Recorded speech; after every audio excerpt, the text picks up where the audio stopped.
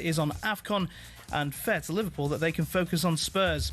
To the Ashes, where England are facing a near impossible run chase to save the series. Darren Goff's torn the Bazball as a new one for the lack of preparation. They didn't have nets actually at Perth. They played at Lilac-Hill. We talked about this in the build-up. The way they've gone about their interviews has been wrong. Criticising older players like Beefy and Gucci. It's not a great start to a series. There's more on the talkSPORT Cricket YouTube channel. Now, the Ali Pali Wasp is becoming a real good luck charm. David Manure tried to play with it in his pocket, but he says he doesn't know how it escaped as he stunned Mike Dedeker yesterday. This afternoon session is live now on talkSPORT 2. And Anthony Joshua's weighed in almost 2 stone heavier than Jake Paul ahead of their fight in Miami tonight. There's more on the talkSPORT Boxing YouTube channel. talkSPORT News. A woman and her lover have been each jailed for 19 years for plotting to kill her husband, and the government's confirmed the Foreign Office was hacked back in October. There's more from the news team at past. talkSPORT weather with QuickFit, where we've got more premium tyres than the number of times you'll hear, "Ooh, it's a bit nippy this winter." Book today at quickfit.com. Sunny spells and scattered showers, driest in the south and east. Showers most frequent in the north and west, where thunder is possible.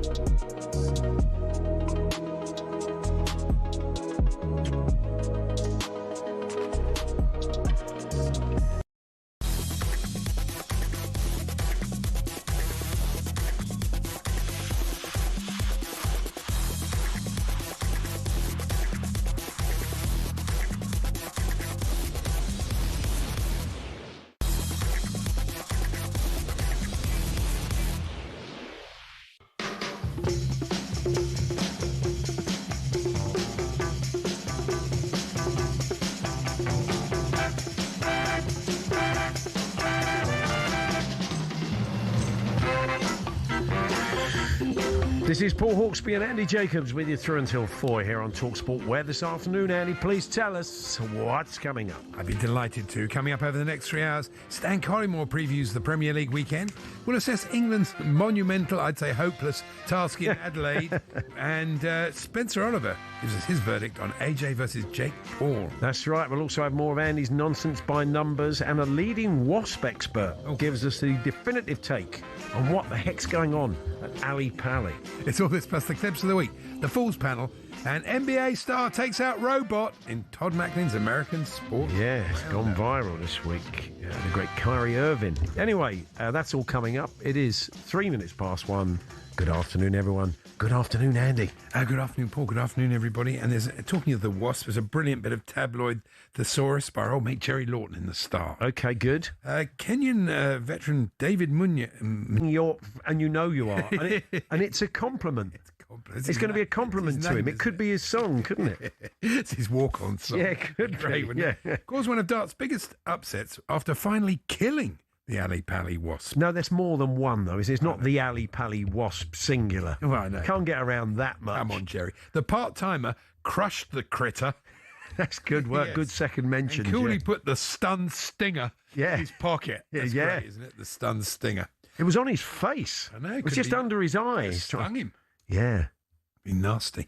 But it must be... I don't know. I've never been. But I would imagine compared with the average creepy crawly in Kenya, the odd wasp is neither here nor there, is it? That's very true, isn't it? Yeah. I would imagine. Exactly.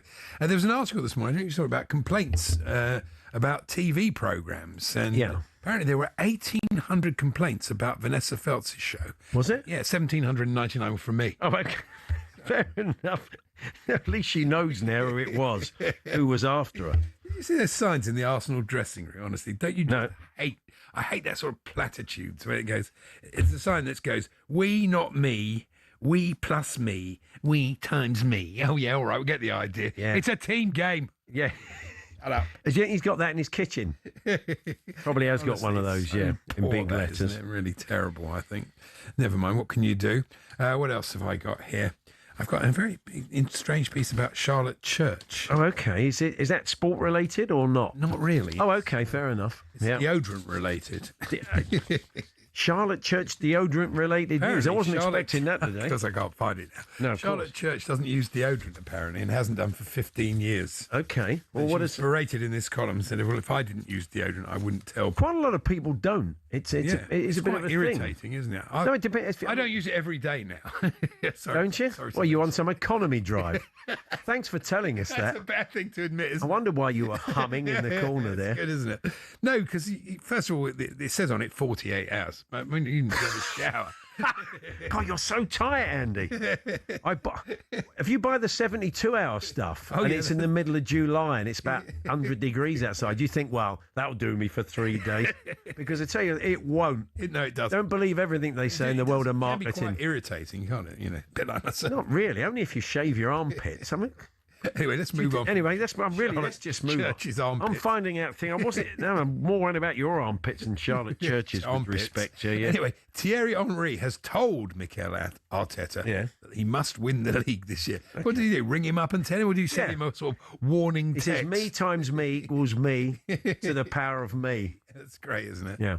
Well done to them.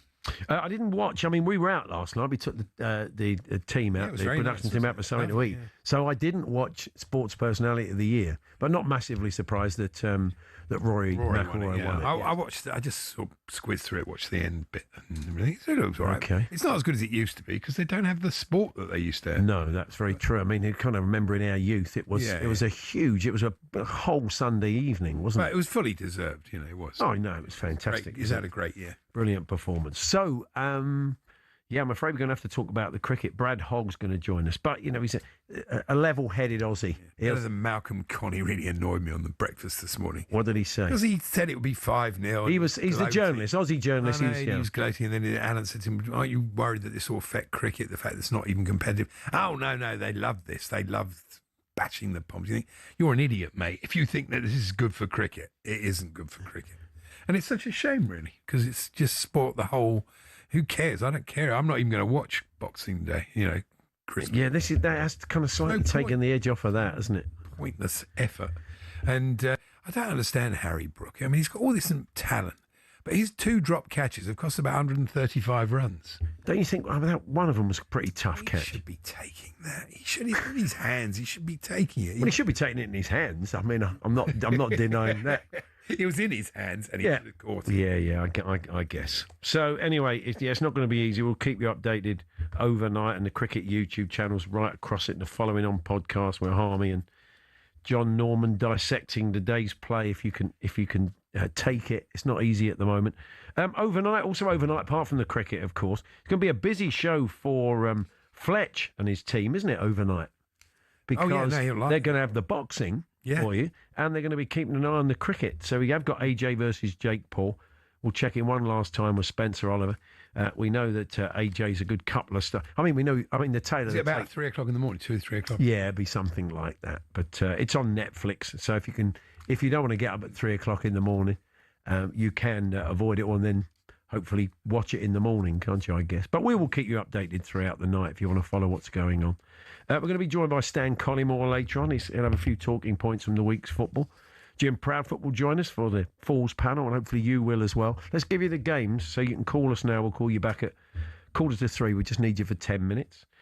We've got Chelsea-Newcastle, which kicks off our coverage tomorrow lunchtime in the Premier League at 12:30. Then tomorrow evening at 8 o'clock, we've got Everton versus Arsenal. And then on Monday evening, we bring you Fulham v Nottingham Forest. So we'd like you to predict the scores of those games. Simple as that, really.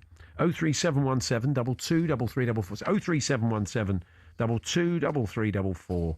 So call us now, register your interest, and we'll get back to you. And we'll need you for 10 minutes at 2:45 to represent the panel beaters this afternoon.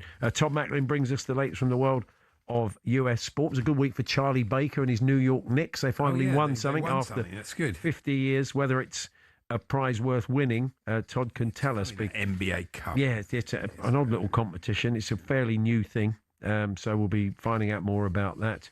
And we'll hear from all the gaffers ahead of the press conferences and all manner of other stuff besides. That's all coming up.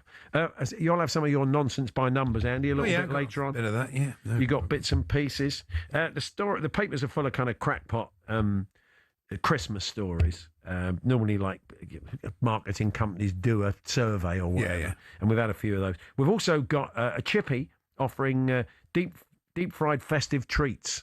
Oh yeah, what's in Scotland? It's don't make a value judgment like that. Fine. It's in Birmingham. Okay, believe it or not. It's offering you can have deep fried pigs in blankets, deep fried mince pie. It's supposed to be quite good actually. Oh no, it's such a bad idea. Deep fried pickled onions. That'd be interesting. Festive chips you can have. They come loaded with chicken kebab meat, stuffing fritters, pigs in blankets, and gravy. Yeah. The owner is Palvinder Singh, and he's been working on it for 2 months. So pop along to Hawthorne Fish Bar for all your deep fried needs. All your deep fried, and then get yourself down to A&E. I would imagine. Yeah. Of course not. To get in touch this afternoon, talksport.com, text 81089, tweet TSH&J 03717223344. We have another massive afternoon's darts ahead. We loved it yesterday. What was Sakai and David Manure and the Wasp, and more on the Wasp later. It was fun. Let's hope for another good afternoon. Chris Murphy is first up to tell us what's happening. Hello, Chris. Hello, guys. Yeah, it's going to take some beating, isn't it, that session yesterday when Sakai and Manure got those wins. David Manure's had a message from the president of Kenya today telling him to bring home the trophy and congratulating him on his success. If anyone is going to live up to that kind of level, it'll be Leonard Gates, the dancing American who plays in the third game of the day. He's won some stuff on the World Seniors Tour. Likes to dance on stage. That was a winning formula for both of those yesterday. He takes on Mickey Mantle, though, as a very slow player. Might even be dancing in between visits, Leonard Gates, today. Right now, though, Kevin Dukes and Matthew Dennett are tied at 1 set apiece. Dukes from the Netherlands is expected to win this game and is playing some good stuff. Ryan Meikle against the first Argentinian player to play on the Ali Pali stage. Next, Jesus Salate making his debut. And Josh Rock, one of the big favourites for the title, takes on Gemma Hayter, hoping to be the first woman to win this year after Fallon Sherritt failed to do so last night. She lost 3-0 to Dave Chisnell. PDC World Darts Championship update on talkSPORT with Village Hotels. Hit the bullseye this New Year's Eve. Party at one of our New Year's Eve events. 34 locations across the UK. Find out more at villagehotels.com. It's all unfolding live on talkSPORT 2, and this evening, Bo Greaves in action, wearing the talkSPORT colours. I think she is, really? I believe so. Oh, wow. Well, she'll certainly be wearing some of our colours on her. They have a number of sponsors, clearly. But that's going to be an interesting game, that. I mean, she's been playing very well. She's got some pretty decent scalps this year, so a lot expected of Bo Greaves if she can live up to the pressure. Daryl Gurney's going to be under the cosh. She's going to be getting some clog, I'm sure, from the crowd. Fallon Sherritt had some great chances. She blew yesterday. She could have gone through, really. We're going to have a chat with Brad Hogg very shortly, former Australian cricketer. We have to. Well, look, I know. as I said, he's reasonable. He doesn't rub your nose in it. Well, maybe today's the day that he turns. I don't know. But we're going to have a chat with him. Look at what needs to be done by England. What Australia's approach will be. There's been differing opinions, but anyway, we'll get Brad's take on that very shortly. And as we said, Idris Adams will join us a little bit later on, who is a Wasp expert, who will tell us what's going on with the Ali Pali Wasps. Could they have dealt with it in the build-up? Should they have dealt with it in the build-up? And how's this happened? So, there we are. That's all coming up. We're here with our good friends at Tool Station. Stay one step ahead, whatever the job. Next stop, Tool Station.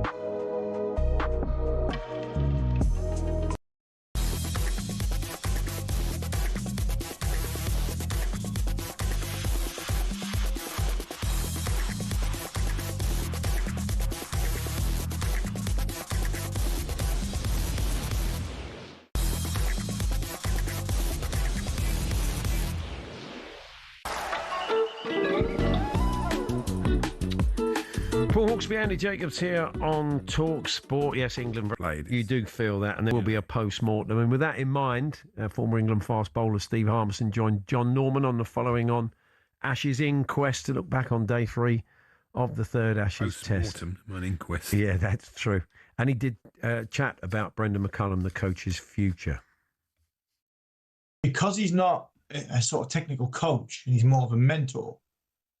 I mean, when England are when some of these players are in trouble, technically, I just don't see how he helps out. I really don't. And like I said before, when England have been successful, have been under deep thinkers. McCullum's not a deep thinker. You know, he's a maverick, and we are run by Maverick. He's a maverick.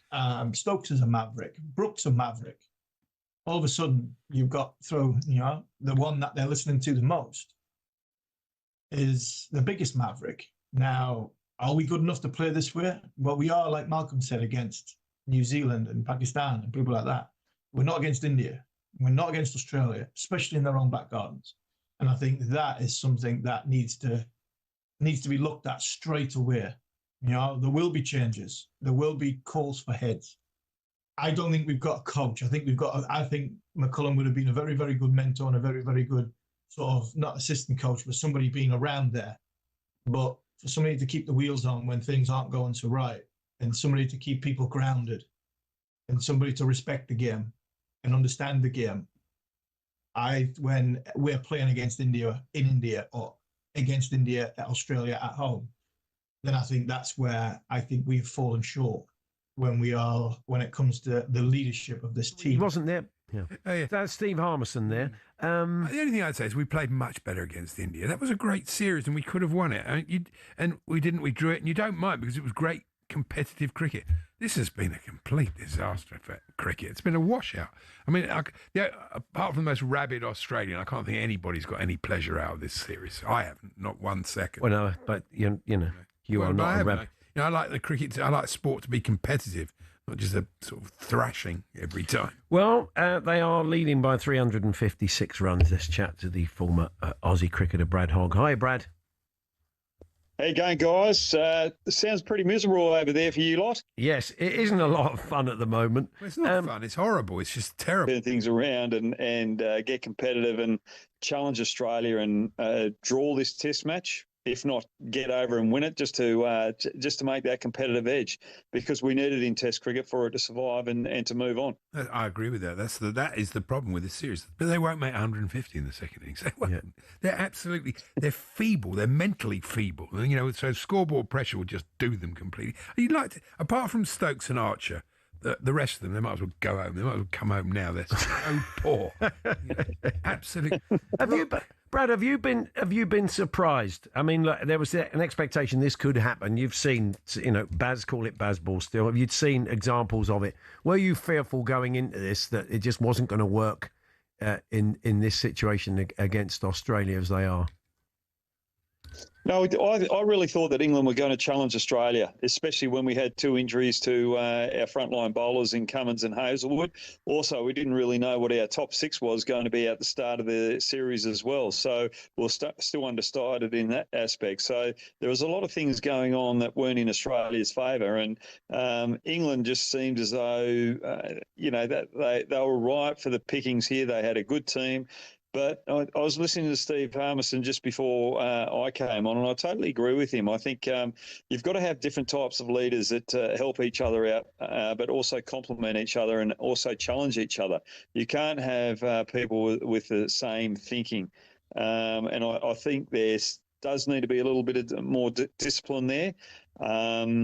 And it just hasn't shown. And I go back to the second test match. When you got a batsman that's just letting a fast bowler that's bowled 25 overs chase the ball down to the fence when the batsman was actually closer to it, it just seems to show that there's no team harmony there. And they're the 1%ers that you look at. Yeah. The spin bowling thing has been a joke. I mean, they've groomed Bashir to bowl in this game for 2 years, and then they don't pick him. They pick a bloke who never bowls virtually, in red ball cricket. And they've got Jack Leach, who could take wickets in second innings, hold an end up in the first innings, and they just rejected him. He's the best spinner in England. Everybody knows that. But because of their stupid ideas and their stupid ideology, they left him out. And they're getting what they deserve now. They are. It's really, really, it's come home to roost. And you do feel like Nathan Lyon is going to make hay, isn't he, on the final day on that wicket? Yeah, I think so. I think Nathan Lyon's a quality bowler, and he's shown it. He's the second leading bowler or wicket taker in Australia now, so that just shows his true quality. They brought Bashir over. They haven't even played him in the first 3 Test matches. That just shows that they still don't trust him, and they've picked him out of nowhere as well. You've got to have someone with that experience. Jack Leach, I really agree with you in that aspect. If he's not getting wickets, he can still hold an end up and give the bowlers, the fast bowlers, a bit of a rest out the back end. You don't even have Stokes bowling at the present moment. You can just see the pressure that he's trying to hold England together. And then Archer wasn't quick in this second innings because he had to make those runs as well. And batting and then having to come out and bowl 150 plus is not an easy task. And if heads are going to roll after this, you imagine maybe Brendan McCullum goes just on the white ball side and someone else comes in for the red ball. And maybe I wouldn't bother with him in that. He's proved absolutely useless as a white ball coach. What's the point? Get rid of him. Seriously. Don't bother with this guy. It's enough now with him. Really. Because his attitude and his whole approach is completely ridiculous, I think. Those comments, you're going back to the comments about, if anything, we over-prepared. Anything he said and anything we've done has been a disaster. It was fun at first against inferior opposition, but when it really came to it, not. Yeah. Sorry, Brad, carry on. Yeah, you've got to be careful with that as well. What sort of coach do you want?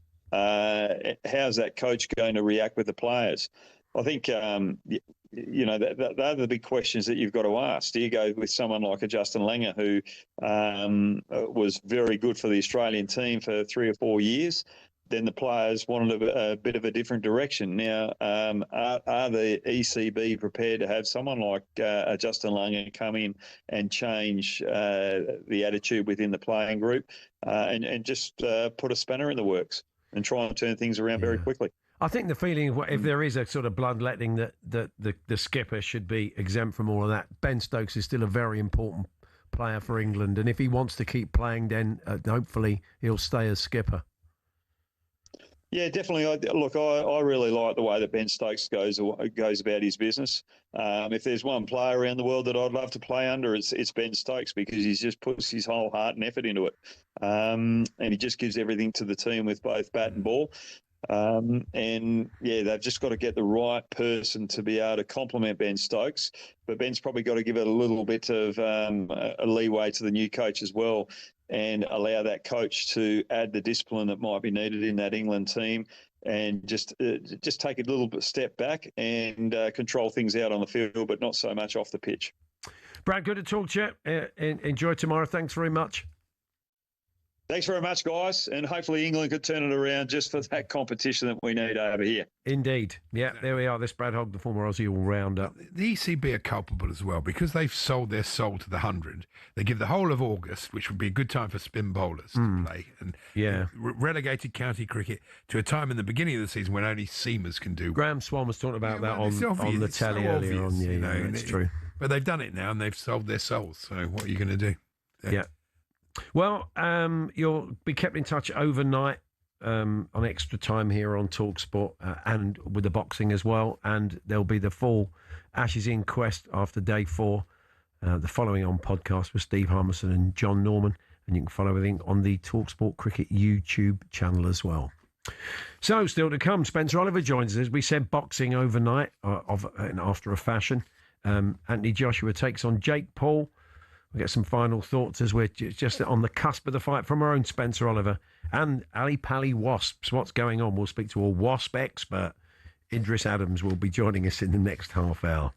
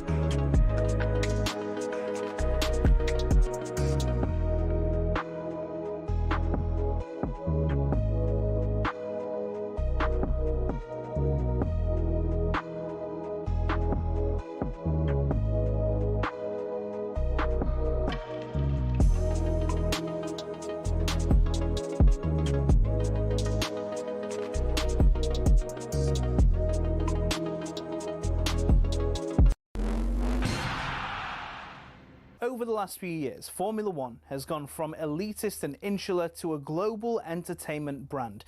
The transformation's down to American investment group Liberty Media, who cultivated a new image for the sport since buying it in 2016.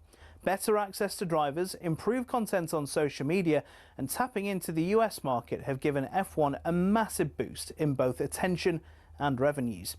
But is everyone happy? The fans certainly are, as evidenced by Drive to Survive.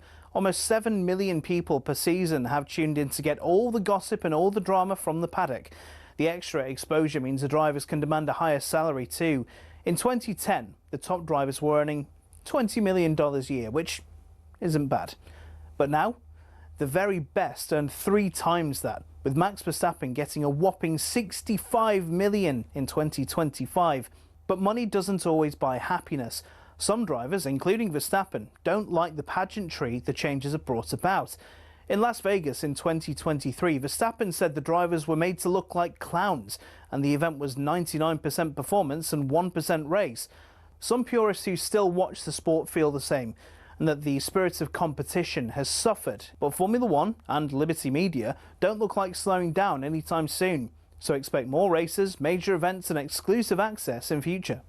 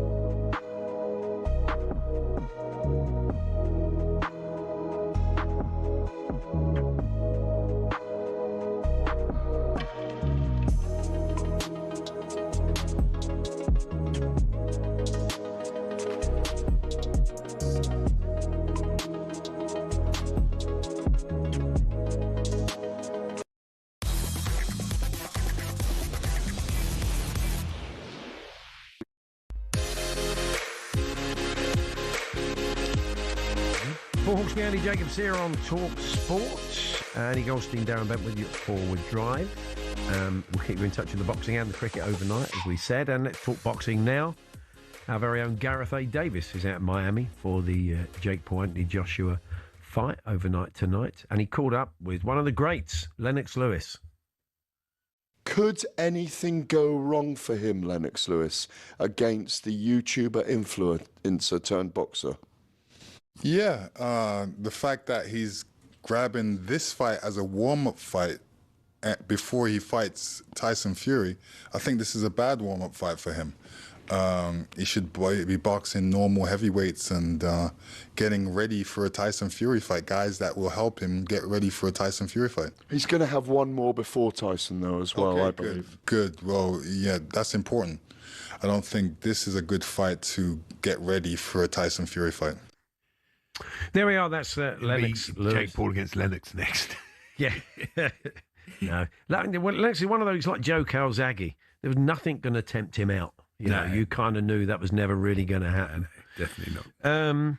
Anyway, let's chat to our own Spencer Oliver. We've been chatting to him when this was first mooted as a fight, and here we are right on the cusp of it. Hi, Spencer. Paul, Andy, how are you both doing? Yeah, not too bad, thank you. I said when Adam Smith, when he was chatting with the guys the other day, I just had him right. It kind of is. I'll watch this. I'm intrigued enough to watch it. I like boxing. I don't think it's a great idea. I don't think it's a great look for boxing, but I'm sort of drawn to it in a sort of I'm interested, but my expectations aren't high. How are you feeling about it? Paul, that's how we all feel. You know, I think it is. It's pretty much a freak show, isn't it? When it comes to boxing, and you know, only in boxing something like this could happen. You got a 2-time world heavyweight champion, Olympic gold medalist going up against a guy who was on Disney Channel 7 or 8 years ago, decided to turn his hand to boxing, and he's done very well, to be fair. You know, he's he started off in the white collar boxing, then he turned professional. He's had a number of wins. The only loss on his record to Tommy Fury, and that tells you sort of where he's at in the game, really. Yes, he's improving. You got to respect it. MVP promotions are doing brilliant for women's sport and women's boxing, but you know, I respect the guy for stepping up against someone like Anthony Joshua, because these guys are levels apart. There's no way I can see Anthony Joshua losing this one. Like Lennox Lewis said, you know, it's not ideal preparation for a Tyson Fury fight, but he's got one more fight before that fight anyway. So, look, you understand it. The money that's on the table, why wouldn't Anthony Joshua do it? Looking at them standing next to each other, you didn't think Jake Paul could actually reach his chin. Yeah. Well, look, I mean, I must be a mug, because I'm thinking, as it gets nearer the fight, I'm thinking... You are a mug, Andy. Yeah, I am. I'm thinking, well, you never know. And it's an all puncher's chance, and I'm saying no puncher's chance. Or we could fight inside. Well, no, he probably can't. He won't get that close to him. We understand the ring's going to be bigger than usual, Spencer. I wonder if it's going to be a bit like that Laura and Hardy film with Stan running round the outside of the ring while he chases him. Yeah, well, they've changed the ring from a 20-foot ring to a 22-foot ring, but we can get bigger than that as well. Olympic-sized rings are 25-foot rings. So, look, it's not a huge difference. For Anthony Joshua, look, this guy knows how to cut off the ring. As I say, he's an Olympic champion. Jake Paul's going to be trying to run around, but will that work for him? No, you know, because there is levels to this sport. Like I say, look, I respect Jake Paul for stepping up and taking the challenge, but it is a challenge and a step too far for me. I think that Anthony Joshua...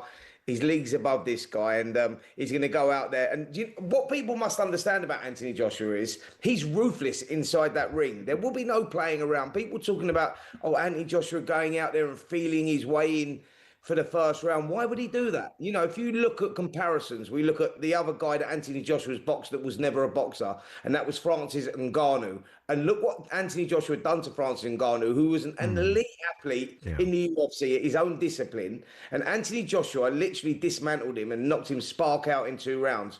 Can Jake Paul do better than that? No. Interesting. No. What about his beard, though? I often think boxers shouldn't be allowed to have a beard like that. It's got to be. There was a time when they couldn't, of course, but I think the rules have changed, haven't they? That's a great shout, Paul. There was a time, and I remember, you know, one of my idols, Marvin Hagler, having to cut his chin beard down. Actually, it was like, it was one of those ones. But them rules are now gone, probably down to religions and people boxing in the sport now, you know, and. You know, it's accepted. But let me tell you now, that beard is not going to help this guy. No, there's only so much cushioning you can get, I would imagine.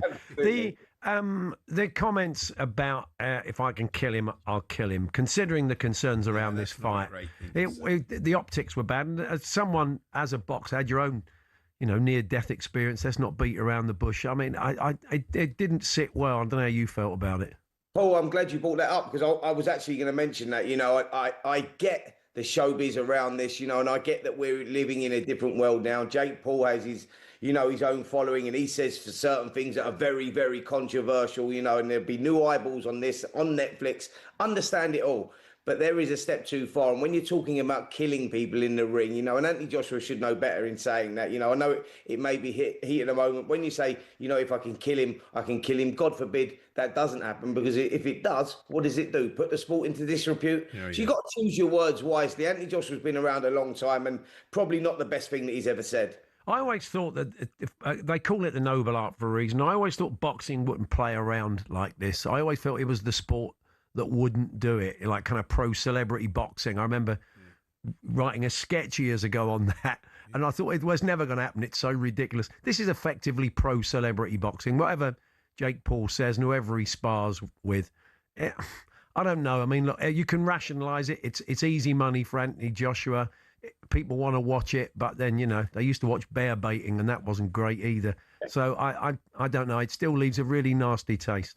Well, do you know what it is, Paul? I think that, look, we live in that world of entertainment now. And as I said, both guys coming from completely different worlds, but they're in a boxing ring. And we know how the dangers of the sport. And I know Anthony Joshua, and I know that he'll want to go in there and get the job done and get it done very, very quickly. And then, you know, then you go, who commissioned this? Who's allowed this to happen as a boxing fight? Because people that are still asking this question, and they are asking it, is it an exhibition? Is it fixed? Will Anthony Joshua go easy? The answer to that is no. It's an 8 3-minute round contest with 10-ounce gloves, and there's no There's no holding back for Anthony Joshua here. There's no rules in this, no stipulations that have been put into place. This is a case of Anthony Joshua going in there and doing a job. And if he does, and he does it seriously, and God forbid something happened to Jake Paul, then where does that leave the sport of boxing? Because the problem then is on the shoulders of the sport of boxing, because it puts boxing into disrepute. So we've got to be very careful. Yeah, this is great and it's great entertainment. There's going to be huge eyeballs. This will probably be the most viewed boxing match ever, which is insane to say, for whatever reason. But boxing has to be careful at sanctioning fights like this and allowing it to go ahead, not as an exhibition, because as I'm fully aware and as you guys know, this sport can take your life. Well, let's hope Jake Paul comes out. I like the idea of pro celebrity boxing, though. Well, I mean, Moses Atoma versus Biggins. Well, exactly. Tremendous. Who wants to see? Well, anything's possible. If Biggins said yes. Away from this, I wanted to talk to you about Terence Crawford. Finally, Spencer. Yeah. He's retired at 38. I mean, what a fighter! Just one of the. I mean, pound for pound, he retires undefeated as a great fighter. And he said as he sort of hung up the gloves, and I finished this fight for another fight. And I was thinking, at 38, you got that whole. Rick Broadbent wrote a very interesting piece in the Times talking about this whole life in front of you.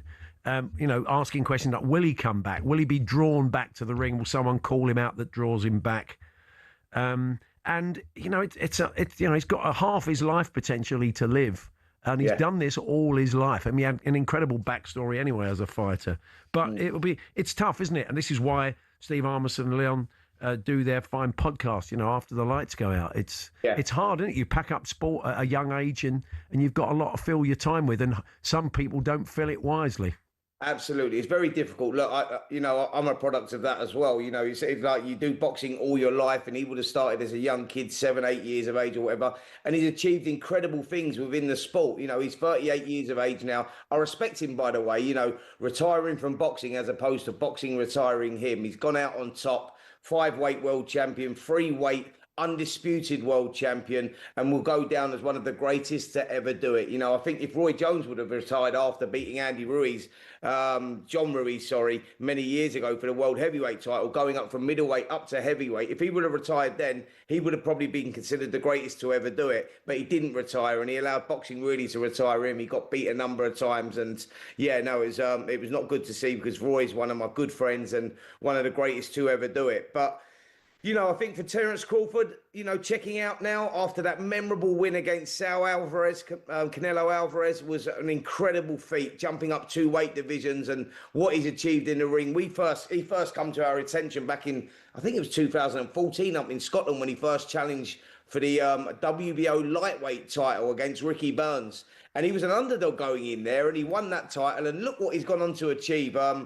Fantastic fighter, brilliant man, and I'm sure he'll still put a lot into the sport. But now, when he's talking about that fight that begins now, and that is when a boxer retires, he loses his identity as a fighter, and he's got to become a normal civilian. And that's not easy to do. It's like finding that discipline that you once had in the ring and trying to transfer that over into normal life, which is very difficult because boxing's so military. You get up in the morning, you box, you eat, you sleep, you box, you eat, you sleep, and that's pretty much how it goes. There's no other distractions around the sport of boxing. So can you imagine, he's been doing it since a young kid. He's now 38, and he's just been plonked into the big wide world. And I know people will say, well, he's got as much money as he wants and he can do what he wants, but it's more than that. Mental health comes into it. Like, fighters struggle with life after boxing, and I think that the boxing history is steeped in fighters that have struggled after boxing. So let's hope that Terence can put something back, maybe get into promotion, training fighters, managing fighters,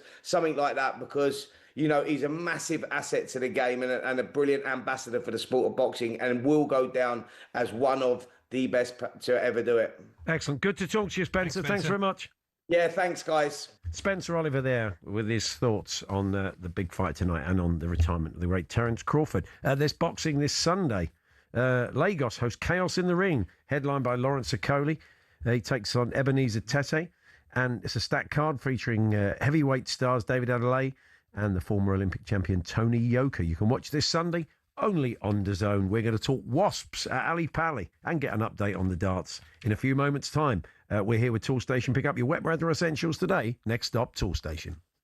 Boxing updates on talkSPORT with DAZN, the global home of boxing. Sign up now at dazn.com/boxing.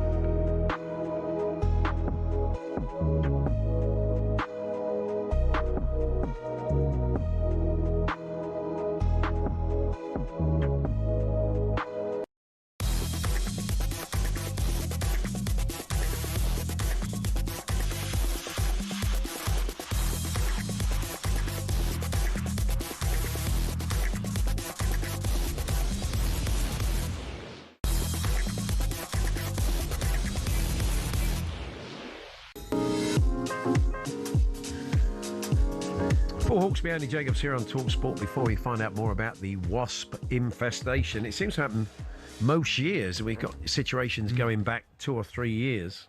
It's not always been the case, so maybe we'll look at why this is. Before, let's get an update on the darts proper. Ian Danto is watching it all unfold. Hi, Dant. Afternoon, gents. We're into the second match of the afternoon session. Still in the first round here at Alexandra Palace, and Ryan Meikle of England, the man that actually ran Luke Littler pretty close last year in the opening stages before Luke put in that record set average to completely destroy Meikle. He's just won the first set in a race to 3 against the man on debut from Argentina, Jesus Salate. And the first match of the afternoon went the way of Hawkeye, Kevin Dutz of the Netherlands, who beat Matthew Dennett, who's been a PDC Tour professional for well over a decade, but made his debut here only this afternoon. But Dutz got the job done by 3 sets to 1, and Dutz will now take on the man who had the wasp on his face yesterday, the Kenyan David Manure, who had that extraordinary match yesterday against Mike De Decker. Still to come, Mickey Manson against Leonard Gates, and Josh Rock, World Cup winner from Northern Ireland, against Gemma Hayter in the afternoon session that's live on talkSPORT 2, the talkSPORT app, and the talkSPORT Darts YouTube page. PDC World Darts Championship update on talkSPORT with Village Hotels. Hit the bullseye this New Year's Eve. Party at one of our New Year's Eve events. 34 locations across the UK. Find out more at villagehotels.com. Yes, David Manure yesterday of Kenya did have a wasp on his face. Yeah. Apparently saw it off, didn't he? And then put it in his pocket for good luck.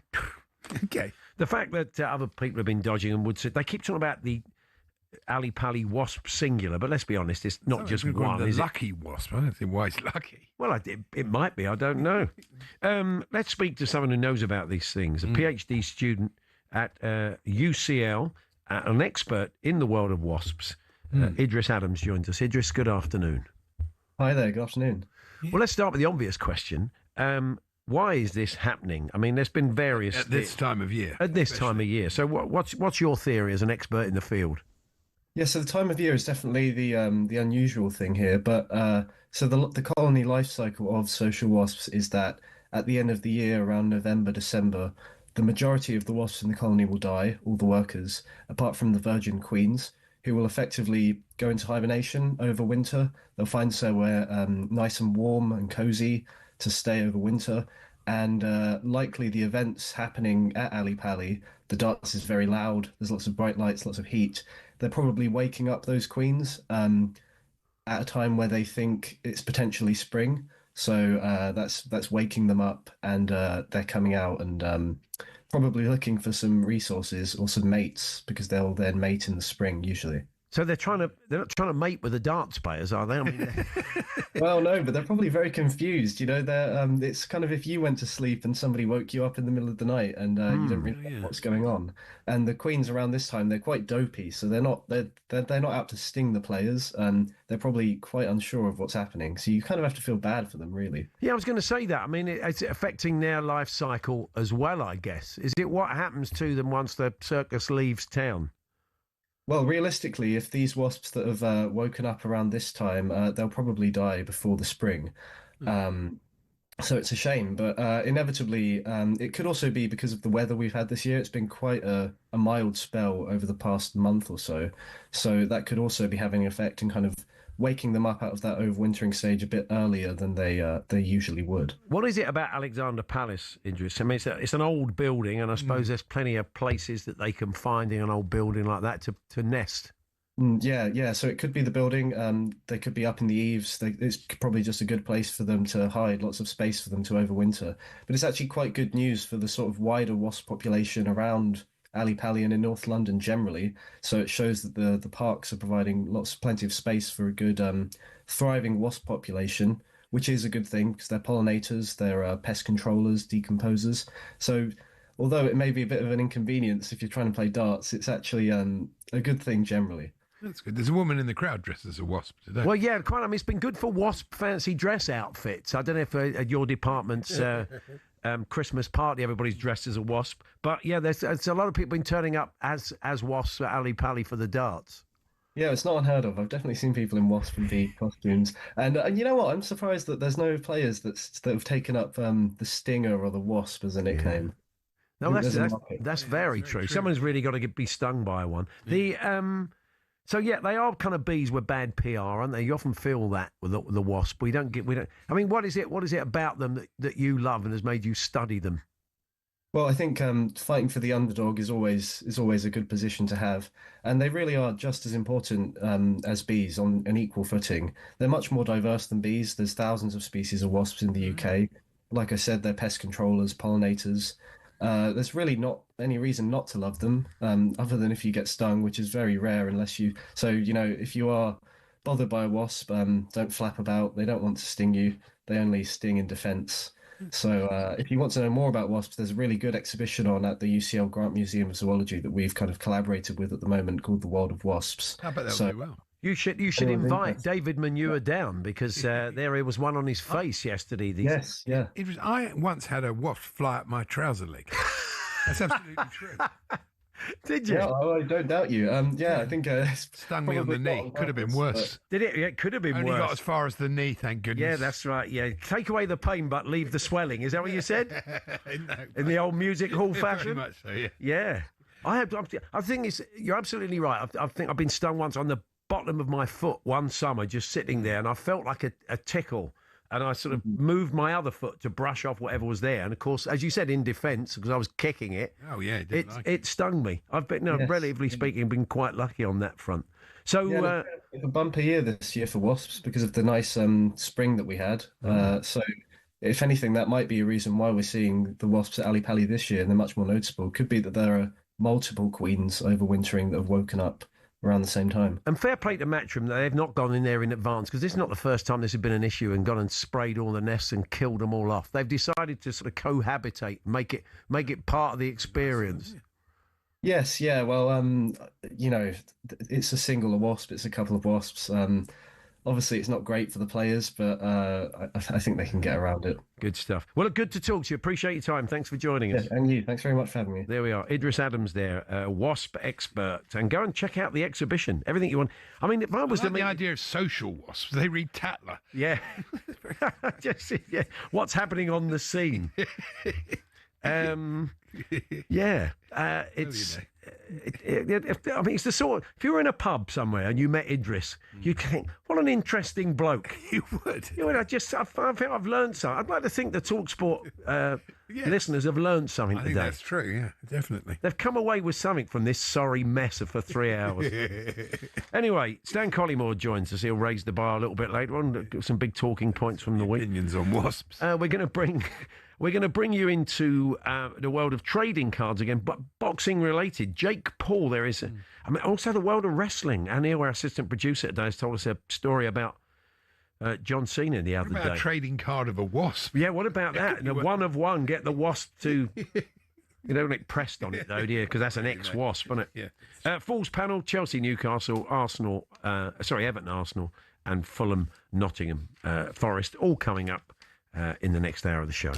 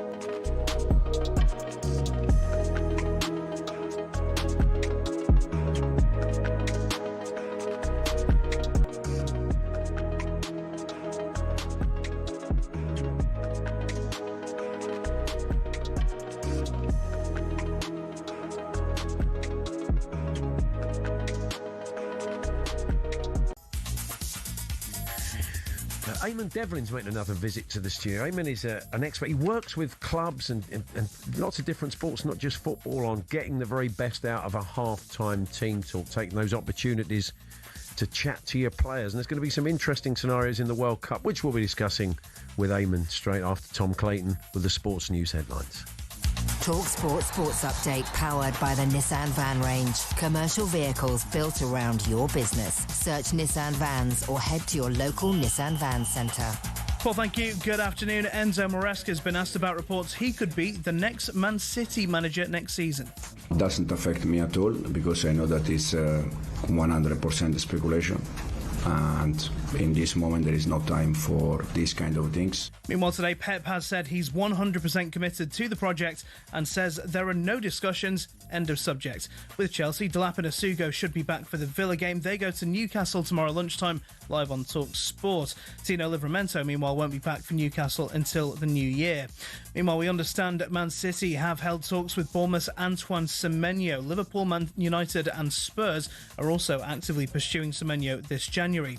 Arne Slot says Liverpool have moved on from the Mo Salah situation. He's at AFCON following allowing Liverpool to focus on the Premier League. We've moved on after the Leeds interview, and he played against Brighton. And now he's there, so it's fair for that country and for him, and also for us, to talk for us about Tottenham. Liverpool go to Spurs tomorrow evening. Now, with England facing another Ashes embarrassment, Darren Gough expects Brendan McCullum to lose his job in January. This was like Australia's weakest team. You heard everybody say it. Yeah, we could be 3-0 down after 3 tests. I think a lot of them, the only one who survives from me in management would be Ben Stokes. The Aussies are 356 runs ahead in the third test with 6 second-inning wickets remaining. No visiting side has ever chased more than 239 to win at Adelaide. And AJ and Jake Paul are promising to knock each other out. AJ's nearly 2 stone heavier, but Jake Paul says it's a lose-lose situation for Joshua in Miami this evening. More at talksport.com. talkSPORT News. A woman and her lover were jailed for at least 19 years for plotting to kill her husband, and the government's confirmed the Foreign Office was hacked, but says it's pretty confident no personal details was taken. More from the news team at past. talkSPORT weather with QuickFit. This winter, treat yourself to the Bridgestone Turanza All-Season 6 tyres with a 20,000 tyre mileage guarantee. Book today at quickfit.com. Conditions apply. Sunny spells and scattered showers, driest in the south and east. Showers most frequent in the north and west, where thunder is possible.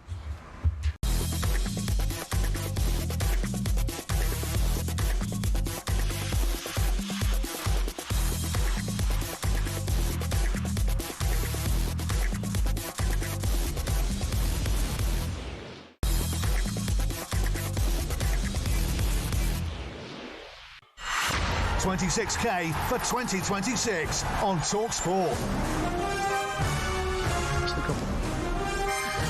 Now, at talkSPORT, we're welcoming the new year in by giving away a massive £26,000. So what better way to kick off 2026 than with a chance to win some serious cash? It's our biggest New Year cash giveaway, and it could be yours. 26K for 2026. Here's how to enter, Andy. For your chance to win, text WIN to 83338. Text costs £2.50 plus your standard network rate, or call 0343 423 9761. Lines closed 12 p.m. 9th January 2026. That's when you'll need to answer your phone if it rings.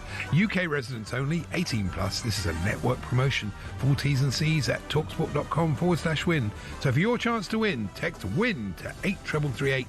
Now, good luck. Loving the music. What's going on there? Anyway, on the more important matters, later on, Stan Collymore joining us for a chat. We'll have a Falls panel as well. But Eamon Devlin has returned to the studio. He's from Minute 9.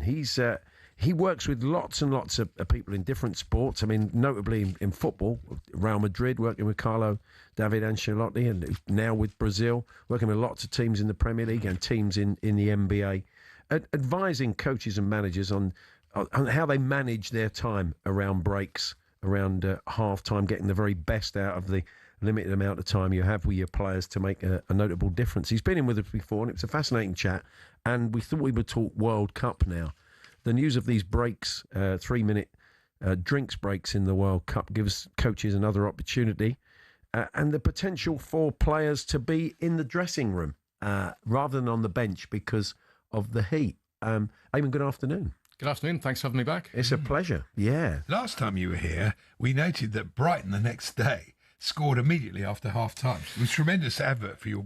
Yes, you've been doing some work with them, of course. Although not every second half has gone so well. No, but that particular day, though, it was just that coincidence. It was fortunate. Yeah. It was good. So, yeah, the drinks breaks are interesting. Effectively, we've got the 4 quarters that they think they always wanted in American soccer. But you will have that 3 minutes to do what you can with your players. And we were just chatting off air, and you feel that maybe it could be a little bit more elaborate than a quick chat with players. Well, if you look at historically, water breaks were generally about 90 seconds. So going to 3 minutes is quite a big change. Yeah. And of course, this is for every game. If you add up those 3 minutes across 104 games, I think it's 10 hours, 30 minutes. So it's a lot of content for people to kind of fill from broadcasters, perhaps. From a playing point of view, 180 seconds is quite a long time. So, the actual running time of the game is going to run to at least 115 minutes, I think it is. Well, they did in the Club World Cup. The games ran long because they had to have these breaks. It's so hot, so there's no choice. So now they've sort of, made it organised that it's going to be in this way. But they had it anyway, and the games did run long. And you sense that they'll kind of... They know these breaks are coming. They'll work to these breaks. You think potentially they could even set up some video? There might be specific things. They've got long enough there to do that kind of thing. Yeah, I mean, ultimately, teams will have to decide what to do in those 3 minutes, right? I mean, just let it be very unstructured, just let players relax and have some drinks, or will it be more structured? I think teams will be more structured. So that leads lots of questions like, do you let analysts, on the pitch with iPads? Do you show players some clips? There's no rule against that, is there? I'm not aware of, but I mean, I'm sure some team will try it. Yeah. You said last time that at half-time, though, that players can only take in a certain amount of stuff. They can't take that much in, because they're just trying to recover from the energy and from the effort. Surely this will be the same thing, won't it? Yeah, I mean, obviously, it's a very short window, right? So it's 3 minutes, but still, you probably got a minute probably to talk for the coach to talk to the players. It's very similar to timeouts in basketball.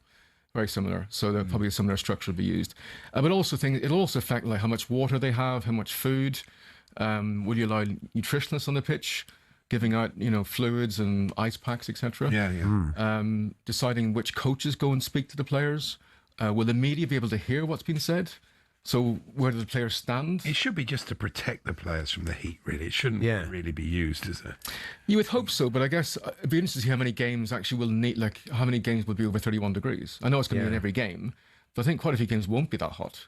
So it's going to feel very stop-start. Oh, it was pretty hot last summer there, right throughout America. I mean, was it right across the country? And then you also get these long, and it's going to happen in the World Cup, so it happened in about 5 or 6 games in the Club World Cup. They got suspended for quite a long time because of thunder and lightning, and they won't play, when that's about, even if it's sort of a mile away. And that must be difficult. I mean, I don't know if you've worked with clubs on this as well in those situations because you don't know how long. You might be off for 5 minutes, you might be off for an hour. Yeah, there are some teams who've got protocols in place, but the issue is no one knows how long they're going to last, particularly for sort of storms.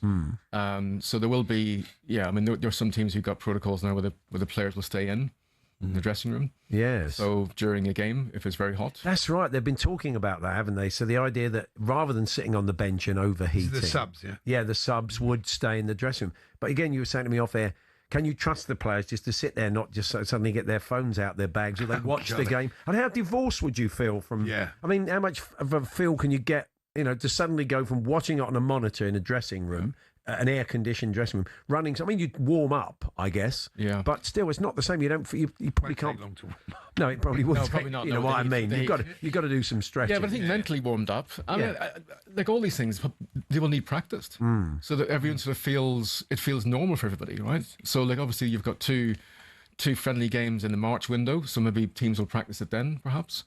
Most teams will have 2 more games for the beginning of the World Cup, so sort of 4 friendly games in total. Most teams, I suspect, some of this will be practiced in those times. But you're right. Some of the optics won't be very good if a player or one or more player is on his phone. Like, what does that send out? What message does that send out to the wider world? So you probably need some coaches in the room, in the dressing room, just monitoring what's happening. But yeah, it'll definitely practice. I wonder if they're going to legislate against the goalkeeper's timeout, which we all know what that's about. I mean, it's the most naked, blatant thing you ever see. A goalie goes down in the 65th minute, especially when the momentum is going against his team. Yeah. And, you know, really we don't need to see that. And we've heard various... Well, I mean, with this 3-minute break, will you still see it? I think you probably will still see it, won't you? As long as the teams can get away with it.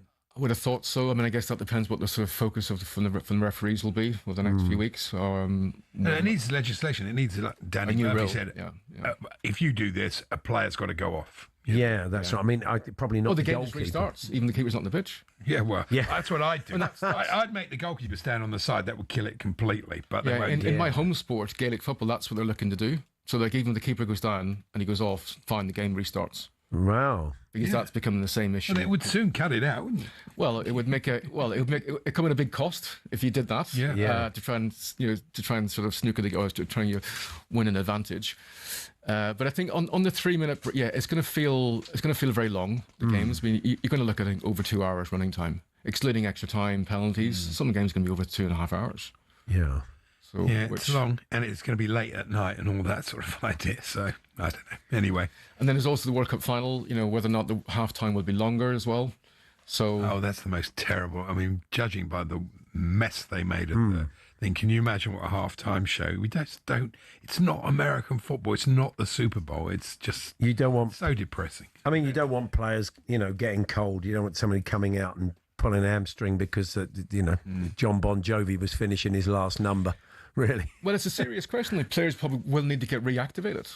Particularly if it's a half-hour break. I mean, this is speculation. Even if it's a 15-minute show, you've got like a 5-minute ad break at the start, 5-minute one probably at the end, and then you've got 15 minutes of a minimum of performance. So you're looking at getting towards a half an hour break, which is what it's going to be. Another thing they're talking about finally, I mean, is are interviews with players at half time. The most pointless thing. And again, if you're universe, who do you decide's going to do that? I mean, they might want a particular player, but if you're the manager, you might want to have 5 minutes with that player to get a message of a key player. You might not want them standing in front of the camera. So it's really who's in charge. Faded out there. They started that at the beginning of the season here, but I'm not sure they're doing it now. I mean, they got nothing out of it, which we knew they'd get nothing out of it. The player going, well, that's 45 minutes, but there's still 45 minutes to go, and that's what you get. Well, my understanding in the Prem, you have to nominate some names before the game, but then some teams weren't giving some names, so it became harder for the broadcasters to get hold of somebody.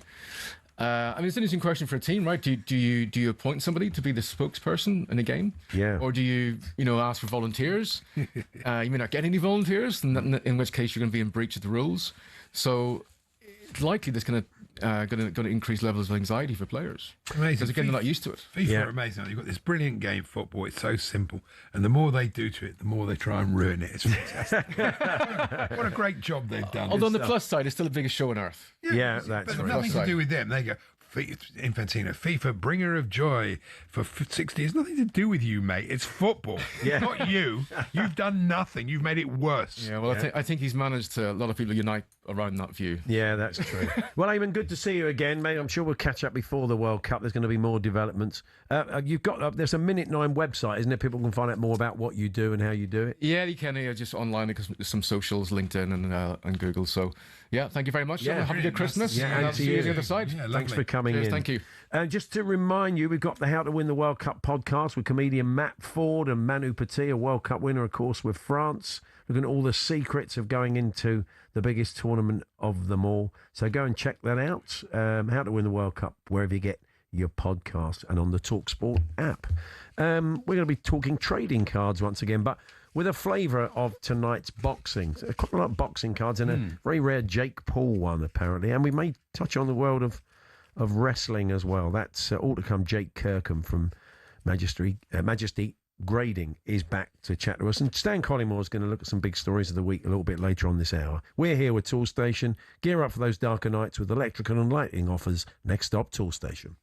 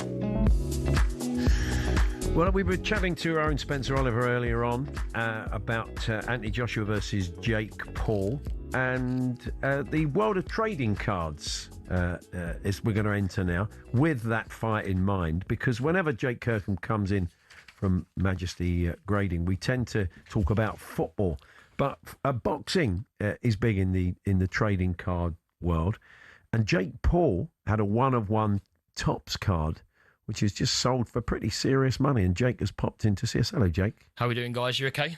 Yeah, I mean, it's interesting, isn't it? You've got a one-of-one Anthony Joshua card there. Yep, that's correct. That will not fetch the money that boxer Jake Paul's card will, which feels wrong. It does feel wrong. It blows my mind. So Jake Paul's card, so it's a small little bit of cardboard, one-of-one Superfractor from Topps.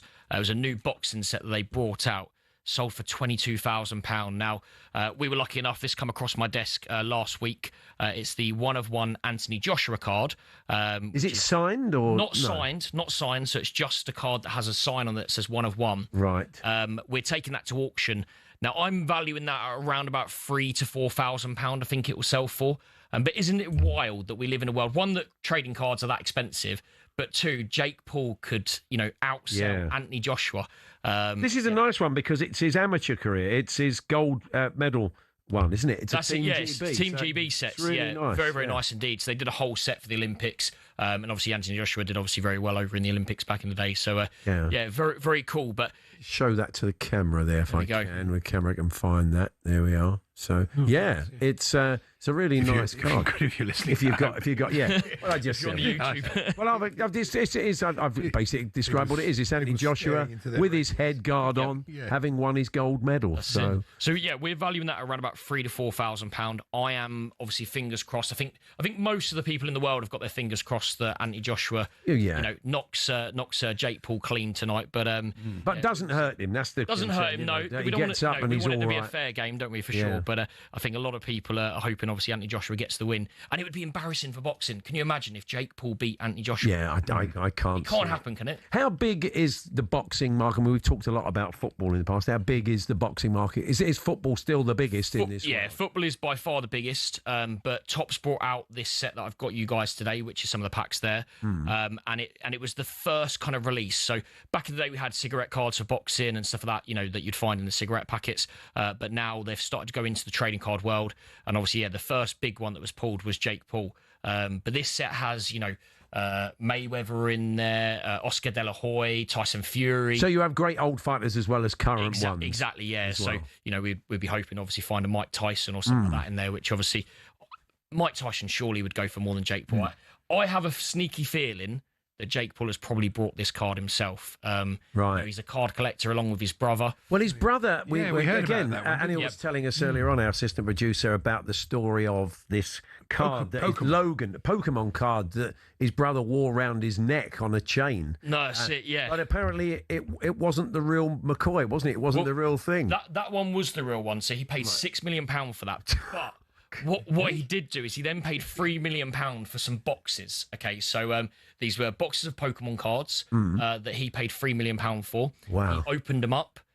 More money than sense? More money than sense, yeah. But they have now doubled in price as well. Which okay. Well, maybe not then. The mistake was that they'd been repacked. So someone had opened them up and put G.I. Joe cards in there as a bit of a joke. Wow. There was a big court case. A lot of people got sued.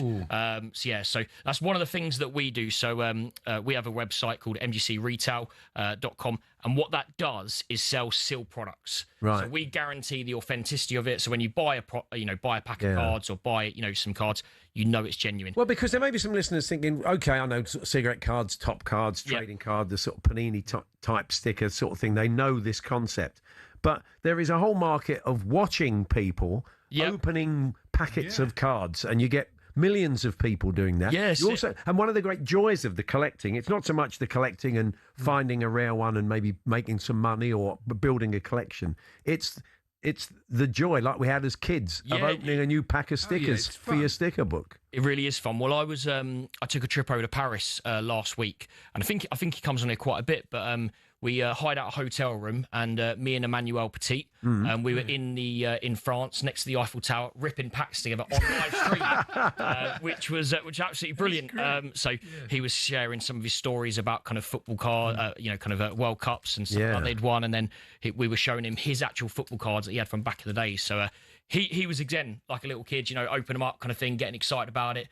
Found a few Arsenal autographs as well, which was it's good. So most of the cards are an investment, but apparently the Ollie Pope card has plunged in value. Oh, really? Yeah. What's the cricket market like? That's a good question. Yeah, not the best, to be fair. There's Even in somewhere like India, where like the game is huge, I would imagine if you got like a 1-of-1 Virat Kohli, that'd be worth a few. Yeah, I can imagine it goes for a bit. Tops again. I mean, Tops are very good at any kind of sporting event they will get involved in. But they brought out an Ashes set, which was quite good. They've recently brought out like a Legends of the Game set as well. So we've seen like Joe Root 1-of-1s come through.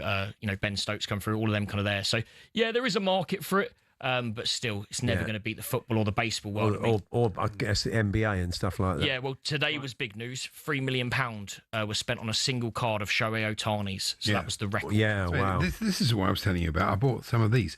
Topps Project 70. Yes, yeah. Very nice set. So they're kind of more art design. They're arty. I like I've got Babe Ruth. I've got some really you're getting into it, Andy. Oh, yeah. I love it. Absolutely love it. So I just opened a pack. I'm going to have a look at these boxing cards now. Let's see what we've got. Okay. So we're looking for autographs. We're looking, obviously, for Jake Paul, potentially. Wow, I've got an autographed Dimitri Bivol card. Okay, that's pretty good. Yeah? Yeah, very good card, actually. Okay. He won recently, Keep didn't that he? for your grandchildren. Yeah.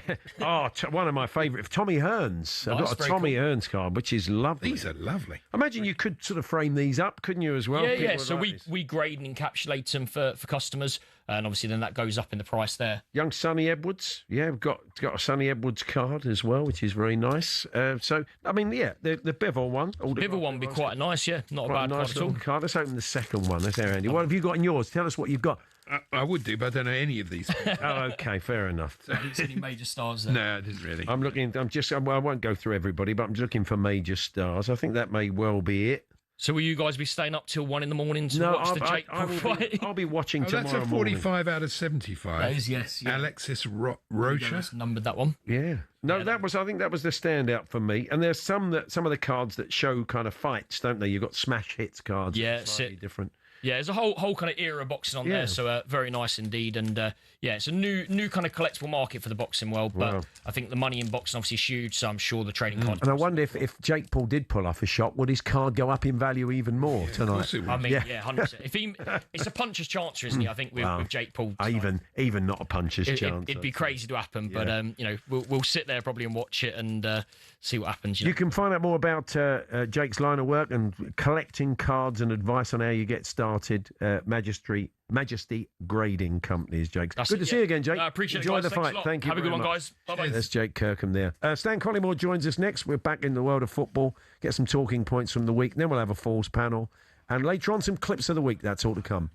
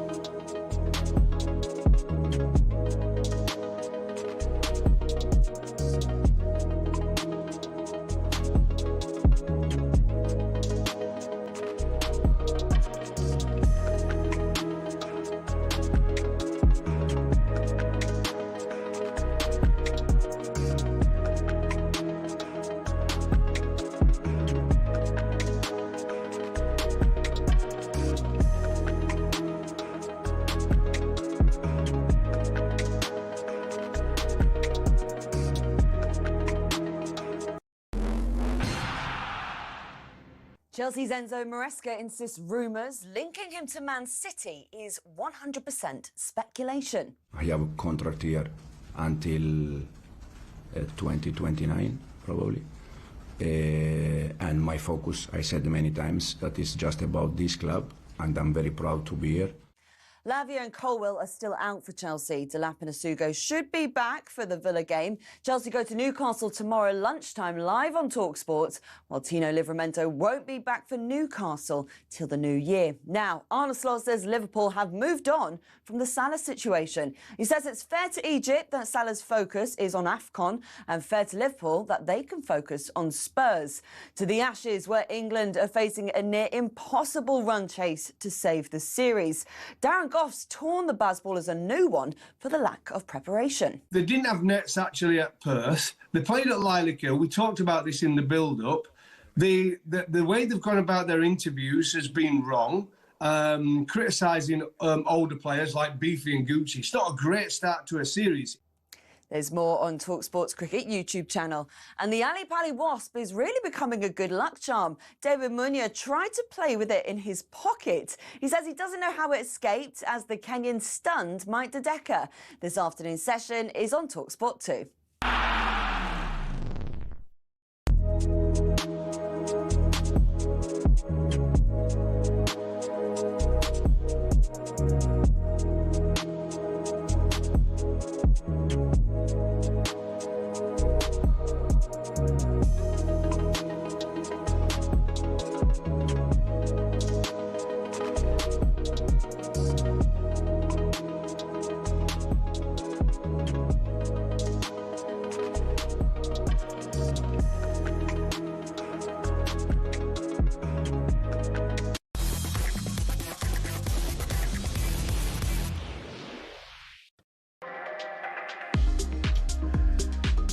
Just while we chat to Stan, we're going to hear from Elliot Anderson, Forest in England. He was having a chat with our own Alex Crook ahead of the game on Monday.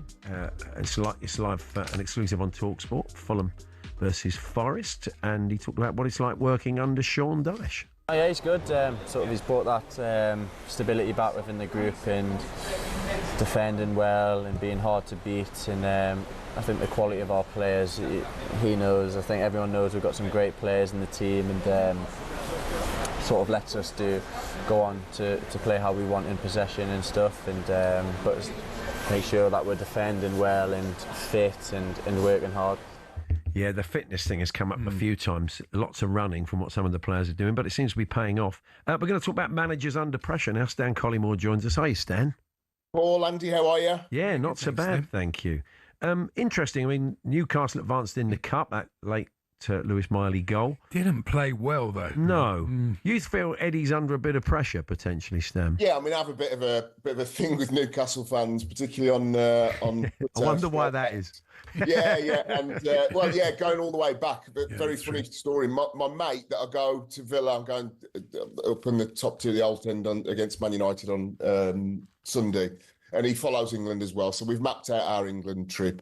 He was the one, I don't know if you remember, when Newcastle got relegated and Alan Shearer was the manager, there was a big bedspread, a big sheet in the Holt End that says, Anton, who's your next Messiah, Ant or Deck? And Newcastle fans had proper beef with Villa fans for that over many years. So it's my mate Steve's bedsheet. So, I grassed them up a while ago. But I have a bit of a lens of them because I think that when the big money came in and they all started talking about cans, lads, and they were putting sort of Saudi sponsors on the front of the shirts, and was the away shirt going to be green and all of this stuff, which has all turned out to be true, of course. The expectation, surely somewhere along the line, has to be Chelsea and Manchester City, because they are the benchmark, two clubs that have had a lot of inward investment, significant inward investment, and the success has followed. Now, look, Eddie Howe has done a tremendous job from where he took them to where they are now,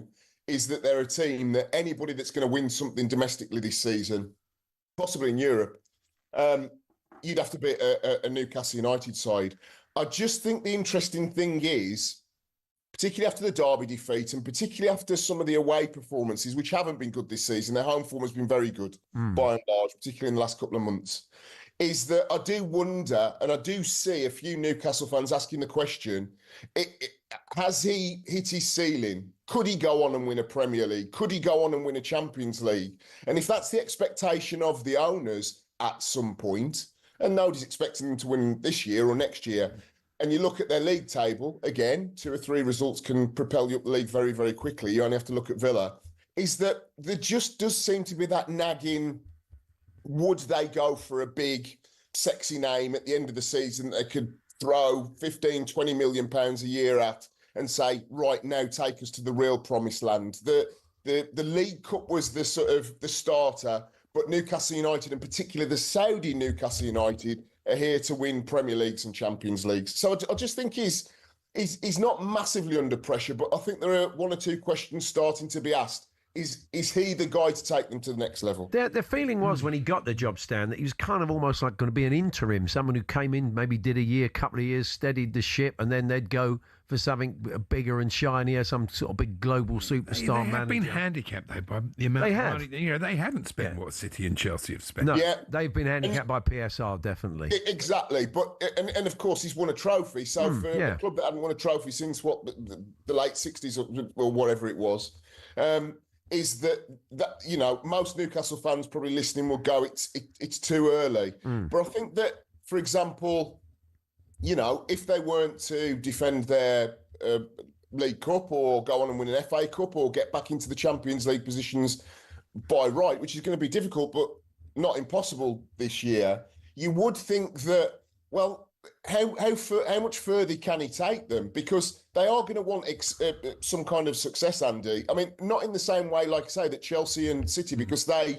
effectively, because they got in before PSR, is that they did most of their really good, solid work buying players, winning titles, winning trophies. But you would also think, you would look around and you say, well, look at the job that Unai Emery's done at Villa. They've been hampered by PSR. You look at, even the next door neighbours, Sunderland, they're having a very good season. You look at progressive clubs, as we always do when we talk on the show weekly, and I extol the virtues of the likes of Bournemouth. Is that Newcastle certainly do have the kind of resources to make some sort of challenge. So it does make you wonder beyond this season. I don't think anything's going to happen before the end of the season. Is if the Saudis are sitting down and thinking, what's the next logical step? Win the Premier League or win an FA Cup, really make a fist of it and win a Europa League or go far in the Champions League. Is Eddie Howe the man? I think it's a legitimate question to ask. Yeah, I mean, a lot of these things are often fan-led, and there seems to be a pretty decent relationship between the fans and Eddie at the moment, but we'll see. We want to surprised about your comment about Nuno, especially as you saw them. I thought they did all right. We are going to talk World Cup in a minute because you've been really in the weeds trying to sort out your trip, and I think it will be very helpful for people. So let's just have a quick one on Nuno.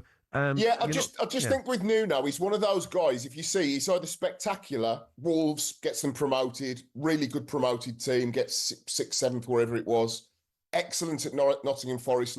But I do wonder with the sort of behind the scenes at West Ham and ownership, that Nuno's the kind of guy that likes to be given guarantees and assurances that you're not going to tread on his toes. And I just don't think that West Ham is that club at the minute that can give a guy. They've not been stable since, David Moyes took them to the Conference League. They've been sort of bizarre in terms of their recruitment of managers, all with very different styles. And Nuno's the latest. I think the thing is, Andy, again, I don't think this is going to be, they're going to be knee-jerk and pull the trigger this season. But they could well go down. And if they were to go down, he'd have to get the sack because this hasn't been a great Premier League season. So in terms of just keeping an eye on where West Ham are at and Nuno are at and his volatility, his willingness at times to speak out in press conferences, as he did with Forest, is just one to watch. Let's talk about the World Cup. So you started to plan your trip, and there was a bit of a red flag yesterday when we saw they're going to charge for the fan zones. I mean, we're in Russia and especially in Brazil. They're just great parties, and FIFA make their money on their merchandising, and they make it on the beer and the food for all their sponsors. To actually charge to go into the fan zones is a bit at the thin end of the wedge, Stan, isn't it? Yeah, and beyond. Basically, my mate Steve and I are staying in Miami and then flying to Austin, actually, a couple of days before the Dallas game, then New York, then Boston. And I was one of those with my laptop on as the draw was being made and already had lots of things, Airbnbs and hotels already pretty much booked up about 4 or 5 months ago. So got really good value for things. The only worry I have with accommodation is that I have seen online already people basically cancelling Airbnbs at the the vendor end, and basically saying, don't care how much you've paid, we're cancelling it because we can afford to charge 3, 4, 5 times more. So that might scupper some plans. But for me, in terms of the fan zones, FIFA don't need to be charging for that, Paul and Andy. It's a spectacular that they want to get people in. They're already having all of the big beer companies and all the other sponsors. You have to pay with a certain card. You can only drink a certain beer. You can only drink certain pretzels from a certain company. That should be enough. So the $12.50 to get in, I think, is ridiculous. But the other thing that, particularly in England and Scotland, the two that have of course, at the moment definitely going, is that supporters that haven't been to the States before, they know now that the Americans are going to jack up the prices with everything. But I spoke to a mate of mine who's in Miami, big Man United fan, he's American, and he'll be going to some of the games. And he said he went onto Miami Beach and to downtown Miami, and they've already set quite clearly, because he was asking what's the protocols with the bars, because there's obviously going to be games played throughout the day. So people are going to be sat by the bar, have half a dozen pints, enjoy the football, get a bit leery, etc., etc. But of course, this being America, they've realised, and if our age group, when I first went to the States, crikey, with Crystal Palace in 1991, when you went into bars and pubs, there was a cover charge. And it was like, what? $10 to get into a pub or a bar. And they're going to be rolling that back out, particularly in Miami Beach, and it could be $20 or $30. So even if you go into cities to take in the football generally, don't be at all surprised if you're asked to pay $20 or $30 to get in. You've got a seat. A minimum spend requirement, if there's a group of 4 or 5 lads, of $300, $400, $500, is that a lot of people that have already paid a lot for their accommodation, a lot for the flights, a lot for the match tickets, which has all been done, possibly expect double that when it comes to every single possible mechanism available to businesses in America to be able to wring out every last drop of money from it. Immigration's going to be fun. I heard a story this week where a Canadian woman got chatting to a bloke. She got a place in America and a place in Canada. I don't know exactly whether she was in Canada or America at the time, but she started chatting to this bloke, and he asked her, well, what do you think of America at the moment, blah, blah, blah. So she said what she thought of it. Turned out he was an ICE officer. Right. She got a 2-year ban. Wow. Just basically speaking your mind. So what you chat I mean, it's going to be, England, amazing, isn't it? we always take our flags with us. They have to be now a certain 2 metre by 1 metre. Right. You have to take a fire certificate with you or a print off. I mean, I understand it. We don't want any tragedies by flags and that. But England fans are notorious that when you look behind the goal, you know who's there. Yeah. Flags of every club possible. Is that in the last couple of Euros and World Cups when I took my flag, the FIFA officials are like, take that down, it can't cover you just have to think about it a little bit, that in these stadiums where the police and the stewarding is perhaps a little bit more officious, that hopefully that they've been told, look, these people bring flags, they drape them over. But the £30, the $30 cover charge to get in, the minimum spend in a bar, the $12 to get in a fan zone, it's going to be a very, very expensive trip for people, and it shouldn't be. No. That's the reality. It shouldn't be. I'm sure it's going to be a festival of football, as the FIFA would love to tell us. Good old Gianni. Anyway, Stan sticking around for the Falls panel. Newcastle, Chelsea, Everton, Arsenal, Fulham, Forest coming up in a few moments' time. We're here as always with Toolstation. Get winter ready with heating and insulation essentials. Next up, Toolstation.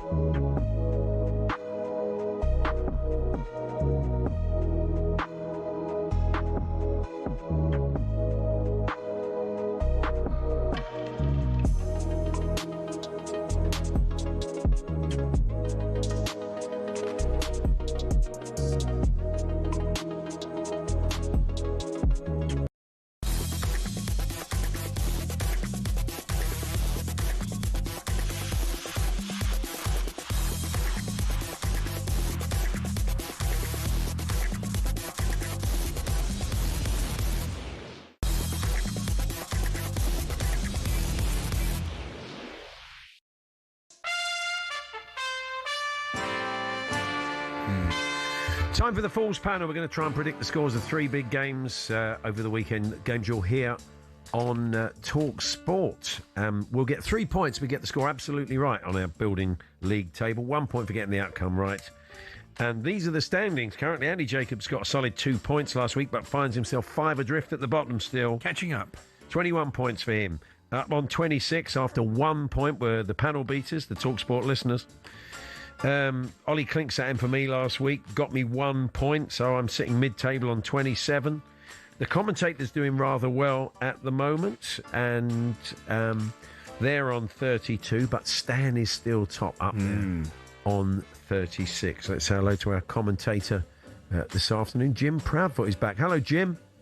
Paul, Andy, very good afternoon to you. How you doing? Good afternoon. Good, Jim. Yeah, You're too good at this game. Yeah, you have been. You have been rather good at it. Are you on commentary duty for us this weekend? I'm just having a look. I'm not on this weekend, but I'm back on Tuesday night for the Arsenal Palace League Cup tie. Oh, great! Yeah, playing for the right to take on Chelsea. So yeah, it'll be good. Yeah, because it's. I think Palace are playing quite enough games at the moment. They need more football. They do need more. They've probably got 5 between now and then. So that's all right. He did make 11 changes last night, which is quite unusual. Well, I mean, because he's got 48-hour turnaround, if that. 9 games in February, good. apparently. Not good. Yeah. Motty, the Spurs fan. Hello, Motty. Hello, gentlemen. How are you? Yeah, I thought you were going to go full Motty for us. You have to say. Yes. Where did the nickname come from? Coat. Oh, you've got a sheepskin. You've got a sheepskin coat. Is that the reason they call you Motty? No. My name's Paul Mott, so everyone. Okay. Well, there's worse things to be. No relation. He was a legend. Anyway, we'll get underway, shall we? Newcastle versus Chelsea, 12:30 tomorrow here on talkSPORT, kicking off our Premier League coverage. Stan, how do you see it? 37 of the 60 Premier League games between Newcastle and Chelsea have been won by the home side, which is the most home wins of any fixture in the competition's history. On that basis, I'm going Newcastle United 2, Chelsea 1. Yeah, we've lost our last 3 up there. Have you really? Oh, yeah. Last year was chronic, really. Jackson got sent off after about 5 minutes. Stan, sorry, not Stan. Jim, how do you see it? Well, I'm copying Stan, which is the reason why you think I'm good at this game is because all I ever do is copy Stan and just sort of sit on his coattails and nick all the points that he's gained. I'm going 2-1 as well. I mean, they are very, very good at home. If this was a game at Stamford Bridge, I'd fancy Chelsea all day long. But at St James Park, they've won 8 of the last 9. And if you look at Chelsea's last 3 away games, I think that they've been pretty ordinary in all of them. The last 3 against top-flight opposition, the defeat at Leeds, that listless 0-0 draw at Bournemouth, and then the defeat at Atalanta. So I can't really get excited about Chelsea on the road at the moment. So it's so much better at home. It's mad, isn't it? But there you go. You got anybody back, Andy? Caicedo will play, won't he? Caicedo will be back from suspension. Esteban Delap still out, but they're back against Villa, I believe. And other than that, I think they've got a clean bill of health. And Newcastle have got a lot of injuries. Yeah, that's why I'm going for the draw. I may be foolhardy, but I think this could be 2 each. I'll go with Chelsea to pick up a point. Motty, what do you reckon? Well, being a Spurs fan, I can't put Chelsea to win, so I'm going to go for a Desmond as well. Okay, you're going for 2-2. Yeah. And Andy, finally. Look, it'll probably be 2-0 to Newcastle, but I'm going 1-1 because, I can't back against them. Back the lads. Okay, talkSPORT listeners home in the car. That's live on talkSPORT, 12:30 tomorrow. Then 8 o'clock in the evening, we bring you Everton versus Arsenal. And on the face of it, Stan, a good time to play Everton because of AFCON and injury issues. Yeah, Everton are winless in the last 5 Premier League games against Arsenal. Drawn 2, lost 3, having won 4 of their 5 against them beforehand. I'd agree with you, but I think that Everton are in a very good place in the league.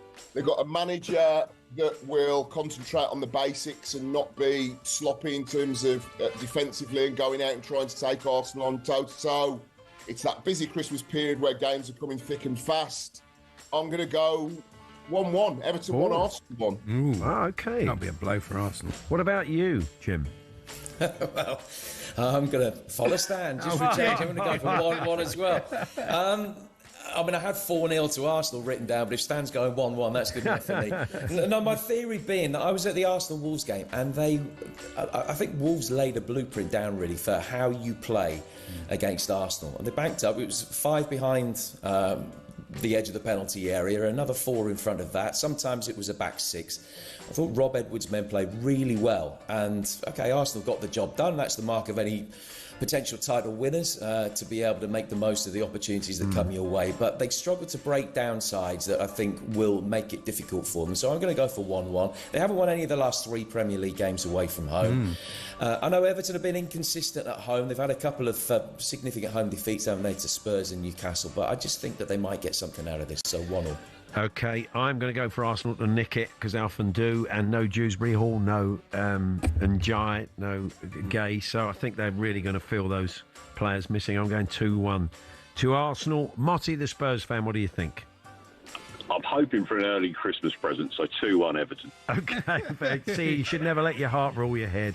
And Andy, what say you? I saw Everton in the flesh last week. I'm quite impressed with them, really. They're a bit unlucky to lose the game in a certain sense, but I think Arsenal, they need the points. They can't keep dropping points, and I think they'll just have too much here.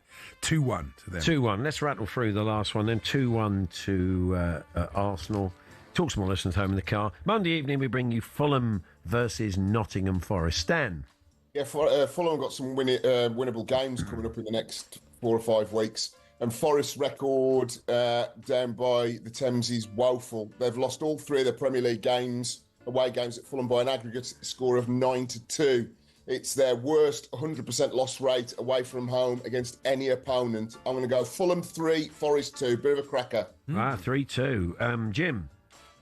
A difference of opinion this time. I'm going to go for a draw. I think Fulham short of bodies at the moment. They've lost their last 2 at home, albeit that one of those was that great fight back against Man City. Forest form's been good, ticking over. I know they've had a couple of poor defeats in that run, but they've won 6 out of the last 8, so I think that they can get at least something. So I'll go 1-1. 1-1. I think obviously they're going to get a much tougher game than they did against Spurs at the City ground. But I think, Fulham, I just think they may nick it. Maybe that Harry Wilson factor again. I'm going to go 2-1 Fulham on Monday night. Motti? 3-1 Forest. 3-1 Forest. OK, bucking the trend here. Going for the big away win. Don't base it on them beating us. I mean, really, we were putrid. Don't base anything on that game. Andy, what do you think? I thought Forest, Newcastle were... Sorry. I'll start again. I thought Fulham were a bit unlucky against Newcastle. They could have got something out of the game, and I think they'll have too much for Forest here. 2-1. 2-1 for Fulham, yeah? Yeah. Fulham. OK, nice one. All right. 2-1 home win. Yeah. talkSPORT listeners home in the car. Well, there we are. Thank you, Jim. Have a great weekend. We'll catch up with you soon. All the best. Yep, thank you very much indeed, fellas. All the best. Jim back with us on Tuesday night, as he said, for Arsenal Palace in the Cup. Thank you, Motti. Thank you, gents. Have a good weekend. Enjoy the football. And thank you, Stan. We'll catch up with you next week. Up the Villa. There we are. There's Stan Collymore there. Our thanks to him. Still to come this afternoon. Tom Macklin joins us. All the weird and wonderful stories.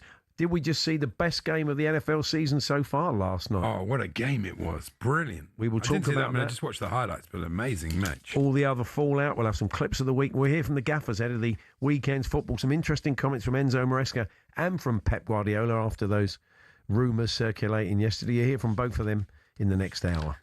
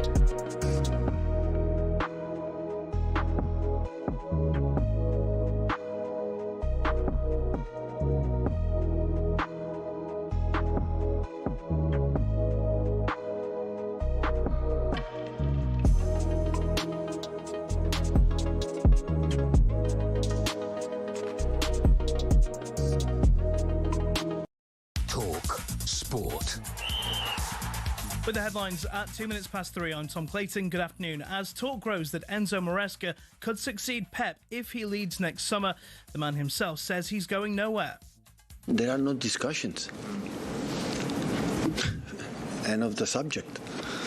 There are no discussions. But they will come at some point. Yes, yeah. I will not be eternal here, but I said my second season here, my third season, I will not be forever. Meanwhile, it's our understanding City have held talks with Antoine Semenyo. The Bournemouth winger has a £65 million release clause that comes into effect next month. Now, with Mo Salah away at AFCON, Arne Slot and Liverpool can focus on the Premier League. That's according to the Liverpool boss, who says the club's past that whole situation, but he admits it is tight at the top. The league table, the first 12, 13, 14, 15 teams are so close to each other that winning or losing matters a lot. Now, is there an air of inevitability about how the rest of the Ashes series goes from here? Here's talkSPORT's Double Ashes winner, Steve Harmison. Unfortunately, I can't see anything other than Australia grinding England into the dirt, potentially chasing 550 tomorrow and the next year, and then continuing it over Christmas, New Year, 5-0. Only a few strands of hope remain as the Aussies lead by 356 with 6 wickets remaining. You can hear more cheery takes like that on the talkSPORT Following On podcast or on the talkSPORT Cricket YouTube channel. And AJ and Jake Paul are promising to knock each other out as boxers do. AJ's nearly 2 stone heavier, but Jake Paul says it's a lose-lose situation for Joshua in Miami tonight. More on talksport.com. talkSPORT News. A woman and her lover were jailed for at least 19 years for plotting to kill her husband, and the government's confirmed the Foreign Office was hacked, but says it's pretty confident no personal details were taken. More from the news team at 5:30. talkSPORT weather with QuickFit. For a limited time only, get 15% off a set of 4 selected premium tyres. Don't miss out and book today at quickfit.com and drive away happy every time. Conditions apply. That's reassuring. Pretty confident, isn't it? Sunny spells and scattered showers, driest in the south and east. Showers most frequent in the north and west, where thunder is possible.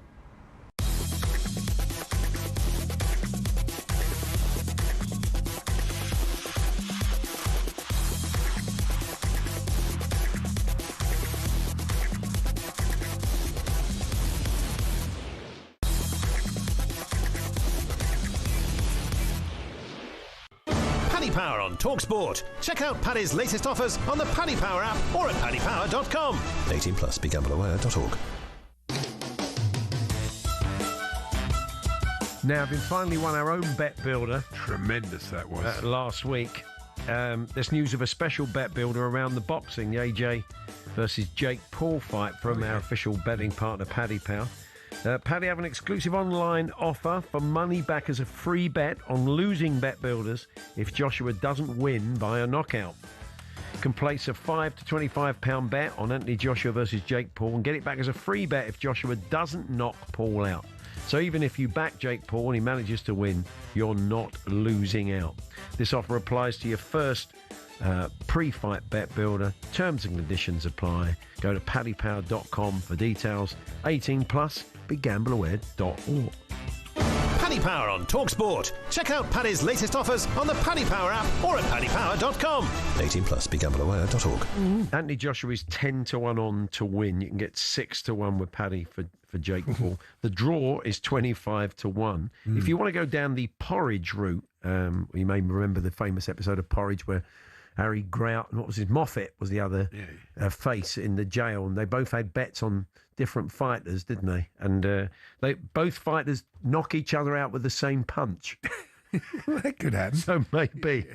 What are the chances of that happening? It does seem. That has actually happened in real boxing and in MMA, simultaneous knockouts. I think I've even seen it. Yeah, I think it may be a bit more like the Lauren Hardy one where he's running around the outside of the ring. Yeah, I want to thank, or we want to thank, David Williams, who's an Evertonian and lives in Newport, South Wales. He contacted me a little while ago and said he would be sending us some old cassettes. Remember them kids that he'd found in his parents' loft? He's been a long time listener to this show and used to download shows, used to record the shows and keep them. I know. And he sent us this big box of cassettes. Which absolutely brilliant. There's one from the first ever Christmas show with the listeners in 2001. But they're on cassette, so we've got to somehow find. We're going to get them digitised somehow. Yeah. But David, it was really good of you to send them. We do appreciate it, and have a great Christmas. And thanks for listening. Well, not just recently, but that far back. Yeah, It's about brilliant. glutton for punishment. But we are going to. Yeah, we'd love to hear some of those early Christmas. Yes, in case you haven't heard the Christmas Eve show before, next Wednesday we have a small select band of talkSPORT listeners who applied to come in a couple of weeks back, and they'll be in the studio. A few mince pies, a glass of port. Obviously. And we'll play some real old classic clips, it's like Clips Karaoke. You'll know there were Bob's Health and Beaky on a Roller Coaster and Mansfield one. Yeah, you get the idea. It's familiar. So we'll be doing like cracker gags, really. But we'll be doing a bit of that and hearing from the listeners. We're going to put a few new ones in. Yeah, is that the plan? Well, I've had a word with Georgia. Okay, you're in charge, are you? Good. Well, okay, really. Right. If I'm in charge, we're in trouble. She was too drunk to listen, I think, at that point. I know. I think she had a few because she kept telling me how fantastic I am. Yeah. Well, that's often that's a sure sign of drunkenness, isn't it? That's exactly right. Yeah. I said I'm not used to this. I prefer it when you with 26 years of you taking the mickey out. Yeah, okay. I can't take all the love. Not going to change. No, of course not. In case you missed it, Andy, we had a Wasp expert on, and we have the podcast that comes out every day, and he was fascinating on the world of wasps, obviously what's going on at Ali Pali. And he told us a chapter and verse on the wasp. And Andy regaled us with the story of when he was just about going to synagogue, a wasp flew up his trouser leg. And I would maintain that's God moving in mysterious ways. It certainly was. How did it affect your trip to the synagogue, Dad? Were you going in or on your way out? Well, to be honest, in those days, it's a terrible admission. Here we go. We never went inside. We just stayed outside to, Well, you play football out in the car park? No, girls. Oh, blimey. Girls, yeah. It was, hopeful. Nothing ever happened. Hopeful but fruitless, I'm guessing. I'd say so. Yes. Hanging, I don't know. People these days, they have sort of apps. You had hanging around the synagogue car park. I know. Does seem a bit odd, doesn't it? No, of course. Maybe Tinder is a better route. It's always been hard to meet people. Yeah. Like-minded souls, though. Anyway. Yeah. Although I would imagine that would have, you were just moving in on your quarry, and then quarry, yeah, and then suddenly a wasp goes up your trouser leg. I don't like to think of women as quarry. No, I could just imagine. This was what? This was the 60s. Well, yes, a long You time probably ago. had a packet of Capstan full strength on, didn't you, at the time? 67. You're right. Yeah, I don't know if the wasp's still around. Yeah, well, he is. It gave him super strength. He just moans when Chelsea lose. Yeah, I'm sure he does. Yeah. Anyway, a little window into Andy's world. The other week we were talking about changing your name, like Don Bradman's son. He couldn't take, didn't like the idea of being called Bradman. Yeah, he changed his name to Bradnan. Yeah, to put them off the pointless. Scent. Yeah, it's a bit like this. I saw this thing from T.G. Jones, formerly W.H. Smith. You think, what was the point? I'm sure the reason that W.H. Smith people weren't going there wasn't the name. Yeah. If you're going to get another name. Well, it's basically the same name, isn't it? Smith and Jones. What's the point? I don't get it. Well, they are different. They are different names. Really? Roger from Mansfield listened to the Wasp expert. If you missed him, he was very interesting, Idris, and it's going to be available on the talkSPORT podcast. We've got all manner of stuff going on that this week. Eamon Devlin from Minute 9 told us about the psychology of all these drinks breaks during the World Cup, and we'll bring you that.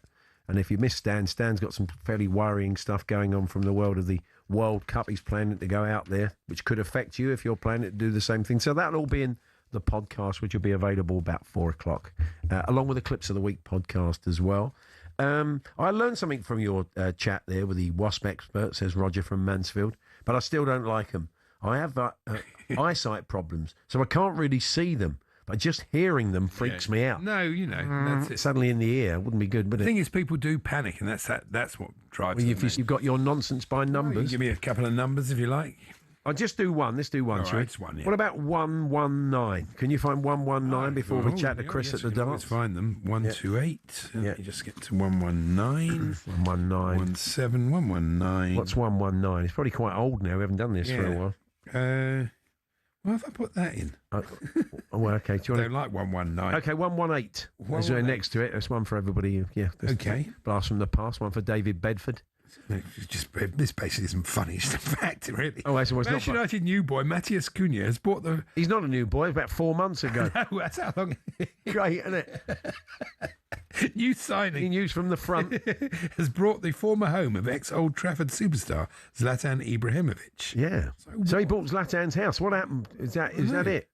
I can't think why I cut that out. It's great, isn't it? What's the point? No point. Anyway, let's head back to I've done Ali a thing on Pally. Farah trousers. It would have been better. We're mid-game. Let's any more sightings of the Wasps, Chris? Have they had any impact this afternoon like they did yesterday? We have not seen the Wasp yet today, and that's probably the biggest surprise of the tournament so far, because they have been present, ever present, on a daily basis here at the Ali Pally this year. But the game on stage, well, there's a real buzz in the audience. It's a contrast in styles in the match that's on right now between Mickey Mantle and America's Leonard Gates. Mantle is your old-school darts player, just wants to throw his darts without distraction, in his own time. So Ali Pally at Christmas is probably not his favourite place to go to work. Gates, however, embraces every second of the darty party. He danced onto the stage wearing skiing goggles. Why was he wearing skiing goggles? Well, I suppose the answer to that is the same as the answer to many questions posed during this tournament. It's the darts. I suppose you want to know the scoreline as well, don't you? It's one set apiece between Gates and Mansell. Gates has just taken the third leg to lead 2-1 in the third set, and it's a game that kind of swinging one way then the other. Good standard between the pair of them. Earlier today, Ipswich Barber Ryan Meikle gave Argentina's Jesus Solarte the top, winning 3-0. Northern Ireland's Josh Rock in action next. He takes on Gemma Hayter on her debut, while Bo Greaves takes on Rock's World Cup winning partner Daryl Gurney tonight. But right now, 1-1 in sets and 2-1 in legs to Leonard Gates. Live commentary. Can you buy them at Ali Pally? I'm trying to think. You could. I think you probably. Luke Littlers you can buy. Yes, definitely.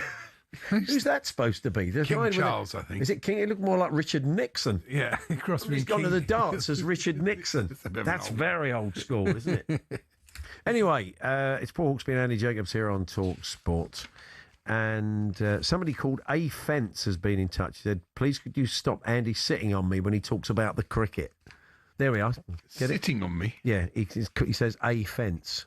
Oh, I see what you mean. Yeah, okay. Well, sorry, mate. Right. Maybe I killed it. Maybe Andy wasn't tuned in. I wouldn't open with it, basically. No, not ideal. Tom Macklin joins us. We're into the world of American sport very shortly. We're here as always with our good friends at Tool Station. There's no fence to sit on, is there? Really? No, there isn't. There isn't anybody that thinks England have done well. No, I wouldn't think so. No. Australia. You can gear up for those darker nights with electrical and lighting offers. Next stop, Tool Station.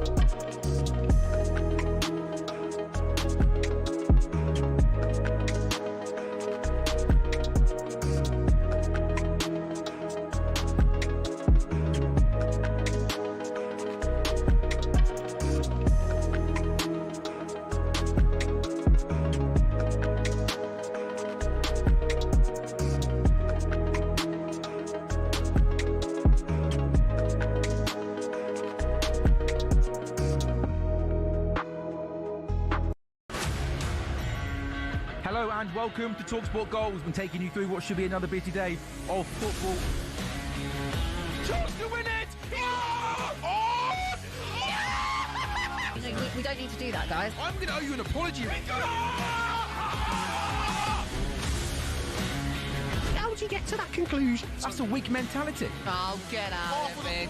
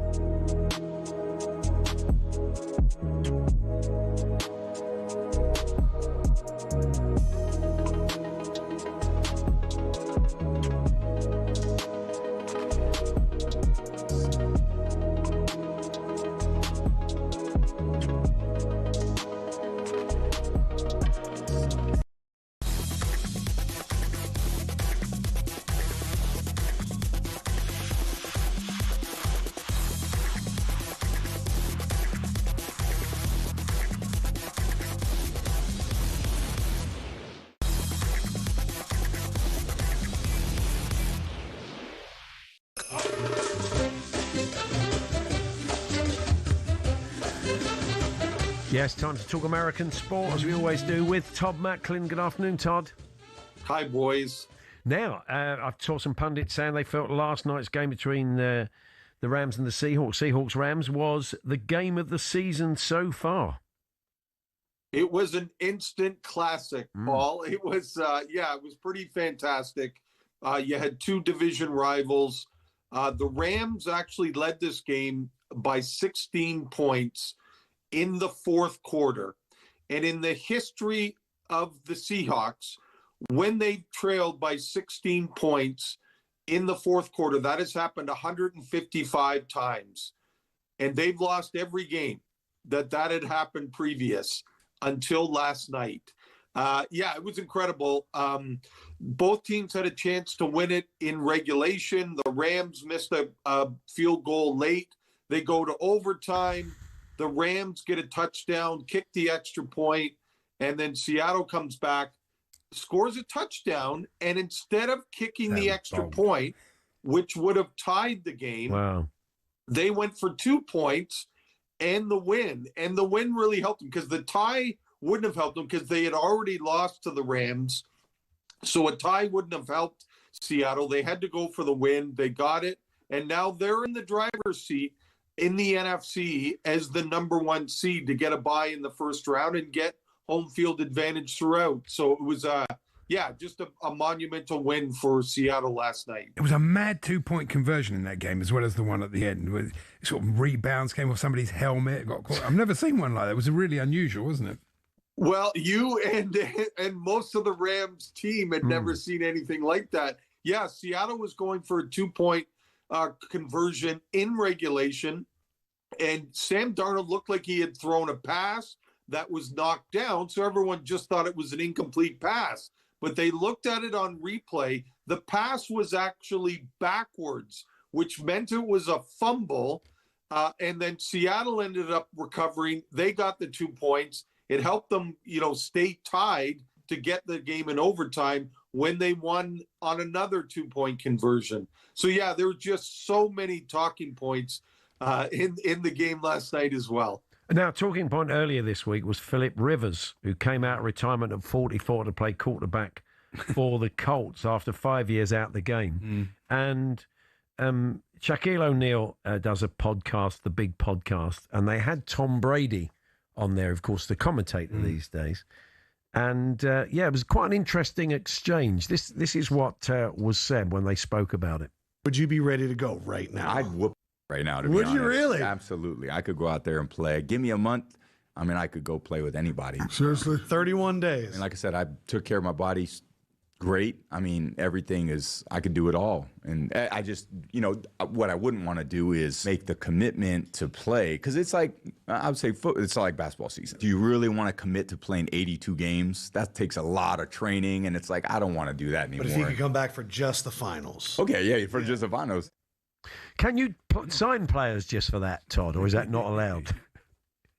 You can't sign people just for the finals. So most of the leagues has a date that says if you're not on the roster by this date, you cannot play in the playoffs. So you couldn't do it just in the finals, but Indianapolis, as we talked about, did it with Phillip Rivers, right? Like, this is still the regular season. And it was incredible that their best option was a guy who'd been out of the league for 5 years. And I think Phillip Rivers is a grandfather. I think one of his kids had a kid, and it was incredible. Listen, I think everyone thought he was going to get crushed when Indianapolis played Seattle, and he did a pretty damn good job. Indy still lost the game, but he did a lot better than I think people thought he was going to do. He still looks in good shape, Brady. He looks like he could play, doesn't he? And he did. You know, you say that, it's a cliche. He looks like he could still play. Well, Phillip Rivers proved that. That he could still play after missing the last 5 years. Yeah, it was a pretty terrific effort under the circumstances.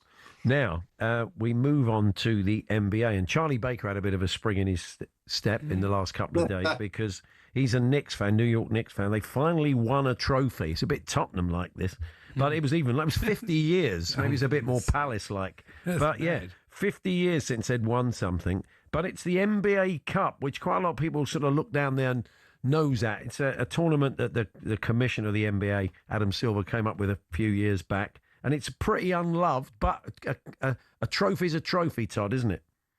It's pretty unloved until you win it, right? And then it becomes a big deal. And again, so people are aware, the whole idea of the NBA Cup is based on the FA Cup, right? Like, they just wanted to give some meaning to games in December that in the past haven't been that meaningful, right? As people kind of focus on the holidays, people focused on the NFL, and Adam Silver wanted them to focus on the NBA. And yeah, I think people scoff at it, but I'll tell you, if they've got buy-in with the players, I can tell you the NBA Cup, the round-robin games, the quarterfinal, the semifinal, and the final, these guys played hard, and there's money on the line. I think it was $500,000 per man for the team that won the NBA Cup final. So listen, as you mentioned, the Knicks haven't won since 1970?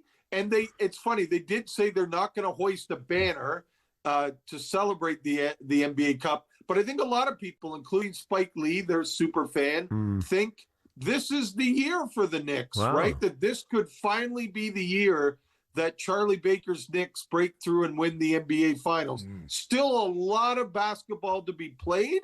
But listen, they're on the right track so far. Yeah, Spike Lee was spied courtside, as he often is, kind of wearing a little vintage tracksuit, doing some coaching. Yeah. Wonder what they make there. He's looked the part, as always. Staying with the Knicks, Martha Stewart, the TV personality in the States, she's a kind of, sort of mash-up of Delia Smith and Kirstie Allsopp, I guess. Yeah, she's quite a controversial figure. Yeah, she is. But she went on Jimmy Fallon's show, The Tonight Show, The Chat Show, had open-toed shoes on and explained she can't actually put shoes on because Jalen Brunson of the Knicks fell on her courtside and broke her toe, which she's now calling it the Brunson fracture, which sounds a bit like a film. Yeah, it does, doesn't it? It sounds like some spy movie. But, so Martha Stewart's been trodden on by Jalen Brunson. Listen, this is the price you pay to sit in those seats courtside. We've talked it a lot. I've talked about it a lot over the years. They are the best seat in the house of any of the sports events. But, right, you get really close to the action, as Martha Stewart found out. Now, we should talk very quickly about Cooper Flagg. We've been keeping an eye on him. He was number one pick. He's the NBA rookie, and we talked about him a lot when he came into the NBA from college football because he seems to be the real deal. He's had a pretty tough start. It's not gone all his way, and he said he hadn't lost so many games in his whole life. But he broke one of LeBron's records the other day, didn't he, Todd? He did. Youngest player to score 40 points or more in a game. He scored 42 against Utah, a game that they lost. But again, the Mavs won only 5 of their first 20 games.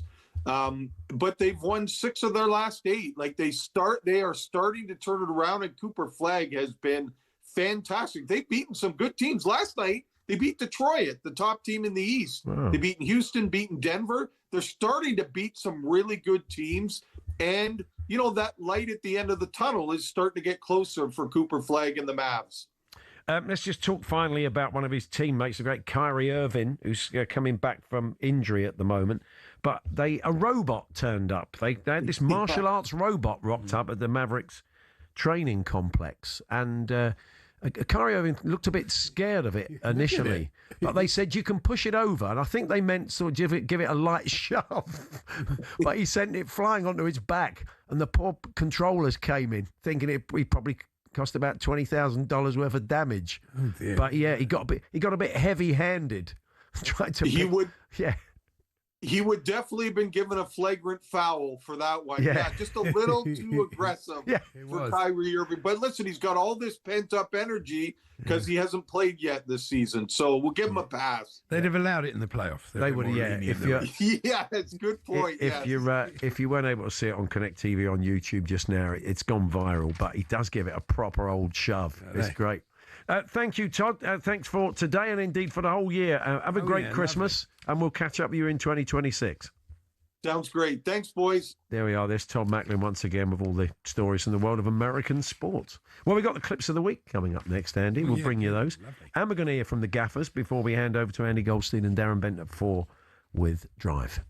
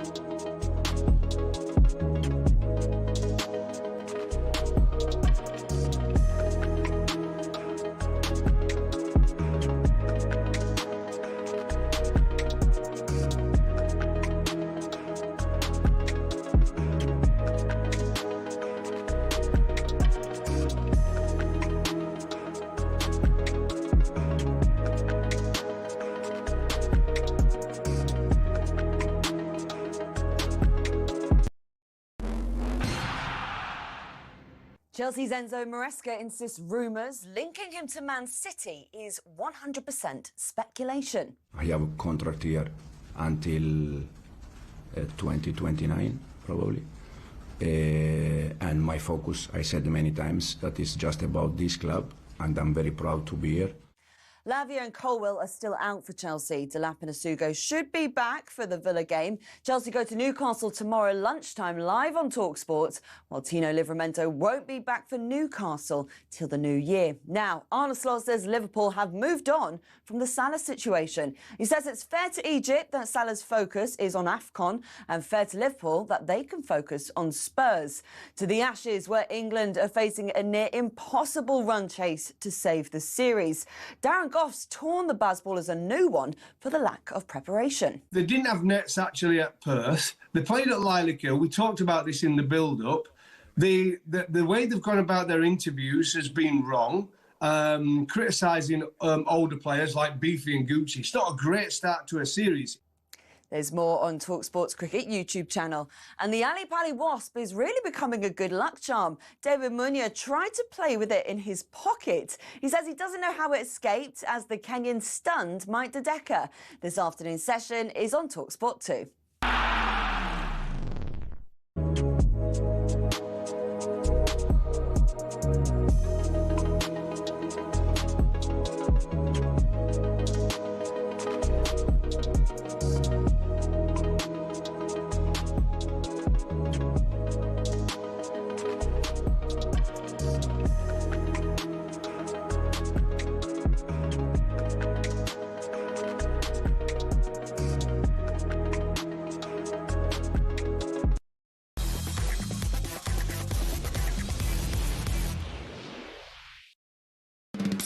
Of the week on talkSPORT with Toolstation. Proudly behind the trades that work so hard for the nation.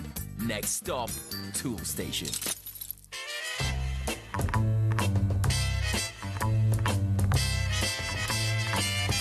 talkSPORT clips of the week.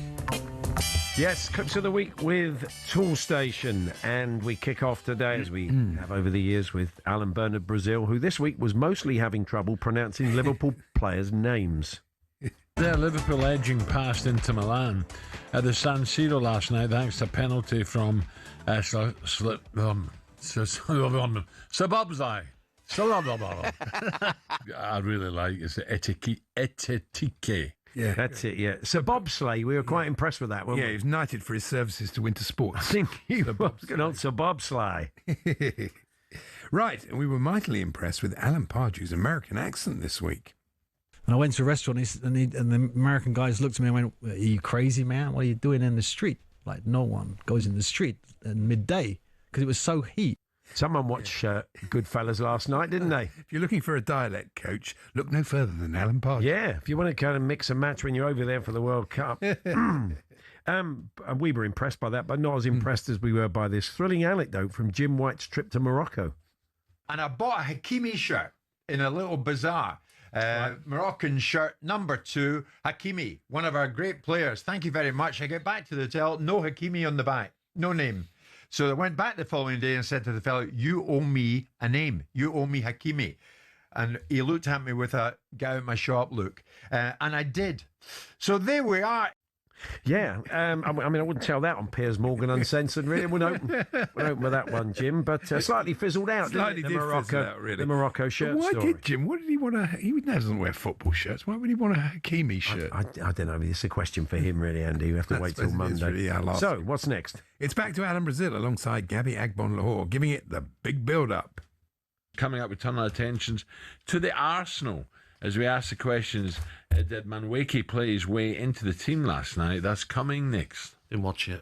Fair enough. Thanks, good. Yeah. God, I can't. Yeah. Didn't watch it. Just on national radio. Staying with Alan, here he's chatting to early breakfast Katie Shanahan. Katie joins us. Morning, Katie. Hello. On camels. I love them strides, by the way. These? Oh, yeah. They're great. Sure. Thank you. Thanks very much. I had camels at my wedding. What? Really? Now, I'm not sure whether one of the boys fired off a camel sound effect or that was Alan's stomach. Can we hear it again? That's Alan's stomach, isn't it? Alan's stomach. That's definitely Alan's. Why did she have camels at a wedding? It's quite strange. I don't know. It's also... he liked her strides, he said. I mean, what? Does he cover... I can't see Alan wearing the same trousers as Katie Shanahan. I don't think they shop in the same shops, do they? I doubt it. So it could be Alan's stomach, because he's off the booze at the moment, which doesn't... mean he isn't thinking about it. Right, a massive weekend for football fans in the North East. Stadium of Light hosts the Wine Tier, the Weir Town. The Wine Tier. Wine in the head. Wine. You have the Wine Tier. Wine. Derby. And now it's a caller to Jim White. Regarding Kobe Mainoo, by the way, great show as ever, guys. Thank you. Regarding Kobe Mainoo. Yeah, I like Toby Mainoo. I like Toby Mainoo. Shouldn't it be Toby Mainoo? Yeah, good old Toby Mainoo. Yeah. So next it is Joe Shannon with the Chelsea team news. A quick look at the Chelsea team then. Jorgensen in goal, Achampong tossing. I think it's Tosin, but imagine the way he's been playing. Yeah, you're not arguing, are you? No, not really. Fair enough. And as we're already in Finbar Saunders territory, why don't we bring you this week's Carry On Talk Sport, featuring Stuart Pearce, Alan Brazil and Olivia Bazaglo.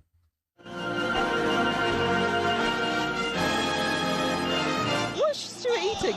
Mince pie? Mince pie? I've had a mince pie, I've had a bit of chocolate cake, I've got a plum in my mouth now. Alex Crook is in the push chair. So, Where's his booster seat? He's still in the booster seat at the moment. Where's his booster seat? seat? But hurry up, get in there, put your strap on. Hopefully he's remembered. Maybe a little yes from Jeff. Maybe a little yes. It's a bit cumbersome, a bit long. It is a bit long, but I quite liked it. I don't know what a mint pie is either. They're not as popular as the mince pie. They never really took off the mint pie. Your breath's fresher after one of those. True. Yes. So there you are. For now. Gabby Agbonlaw's back on English teams in Europe. I could imagine English clubs are going to do well in Europe, get the extra place. Aston Villa getting back into the Champions League allows the funds to come back. Sorry, they what to come back? The funds to come back. I'd like to see the Cons come back. Yeah, it'd be great to see the funds on Henry Winkler. And we somehow get the feeling that Alan Brazil isn't as big a James Bond fan as Ali McCoist. I've got to say, I think he was fantastic. I think Daniel Craig was out of this world. I'm biased. Sean's my man. I need to tell you, Sean's my man. Absolutely, but I think Craig Daniel was brilliant. Yeah, Craig Daniel was good, wasn't he? I remember him. He was fantastic. Honestly, I'm banning any of these chats. Favourite Bond, red sauce or brown sauce? I loved cream or jam. Well, that's a West Country thing. You have to take out with Charlie. But I did enjoy the fact that Ali talks about Bond, people who play Bond the same way he talks about football. Yeah, doesn't he? Really? He did really. And what's next? It's newsreader Emma Smith, and she unveiled the nickname she now wants to be known by. Good morning. With the latest news headlines, I'm Emma Smith. Emma Smith. That's right. We think she's very smooth. Angling for work on another radio station. It's a come and get me play, as we call it in football. Actually, staying with the newsreaders, I thought Tom Clayton was unnecessarily rude about me this week. First, Tom Clayton has the sports headlines. Well, thank you. Good afternoon. He's a classless loser and a useless dosser. Hey, no need for that, is there? I've been nothing but friendly to Tom over the years. Great, isn't it? Terrific. Just time to get the all-important TalkSport phone number from Alan Brazil. Right, Celtic fans, 0317223344 is the number to call. I don't think it is, Al. No, I tried that. It's just, just nothing. Nothing. And finally, Alan reflects on the Ashes. The Aussie bowlers, they just know where to put it, don't they? The consistency of finding that spot. Boom, boom, boom, boom. Yeah, and Andy. Well, we thought that gave an opportunity for to get big out together with the Wenger boys. Of course. Boom, boom, boom, boom.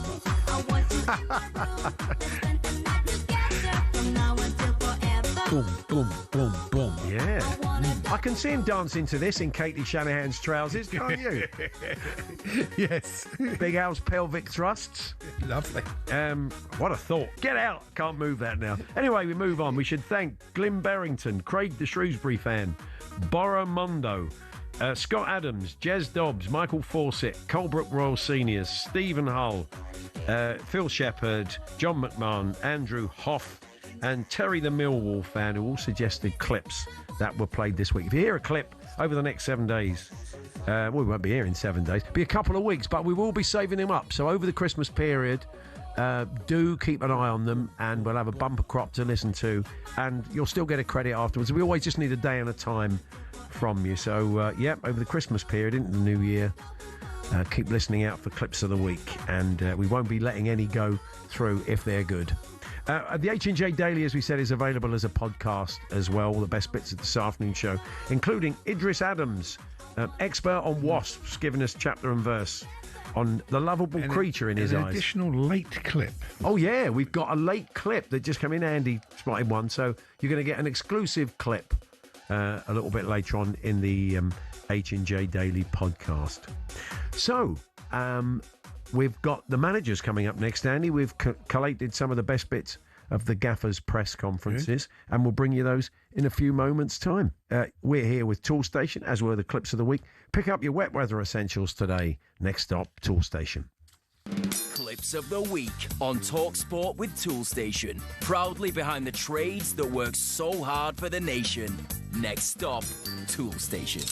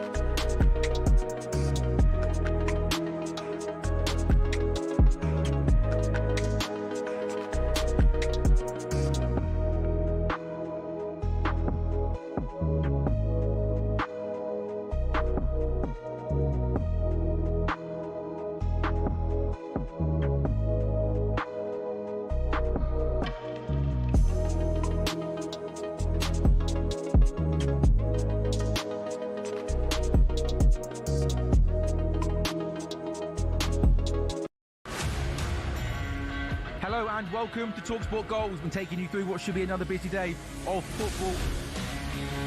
Chance to win it! We don't need to do that, guys. I'm going to owe you an apology. How would you get to that conclusion? That's a weak mentality. Oh, get out of it.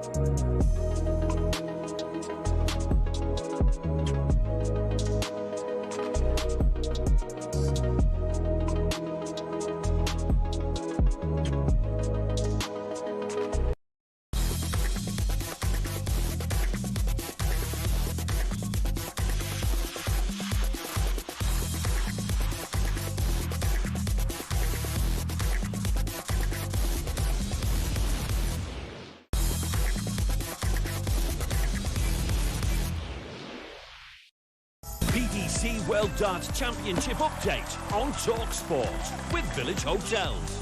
Hit the bullseye this New Year's Eve. Party at one of our New Year's Eve events. 34 locations across the UK. Find out more at villagehotels.com. Let's head back to Ali Pally, get an update from Ian Danton. We've been enjoying the work of Leonard Gates this afternoon, a man who comes out to Too Hot to Trot by the Commodores and loves a dance, doesn't he? Oh, he's a bundle of energy. You can't stop him when he's on the stage, Paul. He's just nervous tics, all that movement, can't stay still.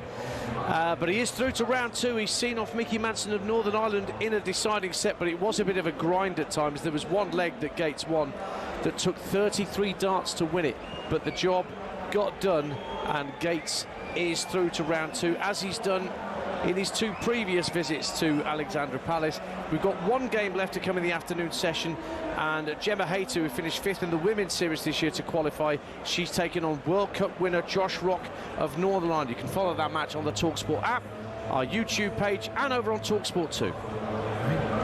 Thanks very much, Dan. Yeah, Josh Rock, we spoke to him a little while ago. He won the World Cup, didn't he, for Northern Ireland? So, we're going to hear from the gaffers. Before that, more Wasp news. Grobbo says, why didn't you ask that Wasp expert whether they have wasps in France? Because I think, Grobbo, we know they do. That was Alan Brazil's famous question to David Gindler. Do you have wasps in France, David? We should have played that. We should have asked him. We'll play it next week, I'm sure. My mum used to say, if there's a wasp around, keep still, it won't sting you. Unfortunately, they usually did. Thanks, Mum. DJ DM me said, I genuinely think I can beat your wasp story. I once had, I think it was 2 fly up my shorts. Wow. I felt them land on my backside and couldn't get them off, and they repeatedly stung me. Wow. I ran out of the bushes, screaming to my missus to smack my backside. She, of course, had no idea what I was on about. He says the worst experience of my life. One way to liven up a marriage. Yeah. Anyway, let's hear from the gaffers, shall we? Ruben Amorim spoke out of Manchester United's games against Aston Villa, and it's safe to say he didn't hold back when discussing the players on the fringes and on loan. A little bit the feeling of entitlement that we have in our club. A lot of players nowadays that they speak and they go against the clubs and everything happened because they feel entitlement. And then you have legends of the club saying that if you don't play, leave, because everyone is wrong. No, let's think about, let's stay, let's fight, let's overcome. Maybe the manager is wrong. I'm the first one to say that I'm failing this club inside the pitch. I have that feeling. We are not performing the way we should be. But outside the pitch, I guarantee you I'm not failing to this club. The players sometimes forget about what it means to play for Manchester United. We as a club sometimes forget who we are. And that's the feeling that I have. So I understand everything. Is the environment, is the moment of the players, the kids, they feel entitled, they feel free to respond the manager with a picture. My office is open, nobody's coming to talk to me. Somebody's agent's upset him. I mean, he'd start fighting an empty house, wouldn't he? Honest, he does go looking for trouble. I mean, look, he obviously feels very strongly about it, but there's a fine line between a player that can still prove. But there's, what his brother did was stupid. We were talking to the other day, and the player was saying to us, I knew whatever I did, I was never going to get in the team. Yeah, and I'm sure there's one or two. Let's see what happens now. The African nations, Mbeumo's away. Yeah, Ahmad's away. Fernandez is probably going to have to play further forward. There's probably room for him. He'd probably play. I mean, it's he didn't mention. It's down to him. He looked all right. He didn't mention Toby Mainu by name. No, he didn't. Anyway, Pep Guardiola. That was an interesting conversation today. He was asked about his future beyond this season at Manchester City. The problem is that there are no discussions. End of the subject. There are no discussions. But they will come at some point. Yes, yeah. I will not be eternal here, but I said my second season here, my third season, I will not be forever. Any of us will be forever in this world. So but it's not discussions. So when it's going to happen, it's going to happen. Of course, the club must be prepared for everything, for the players, for the CEOs, except the owners, that they are here, except they decide to sell the club. That is not, I think, it's going to happen. The rest, the club has to be prepared, but it's not in that subject, it's not on the table right now. I thought this might be his last season, but nobody knows, and a lot will depend on whether they win it, or that's a good time to go out, or maybe they don't and he wants another crack at it, or Champions League.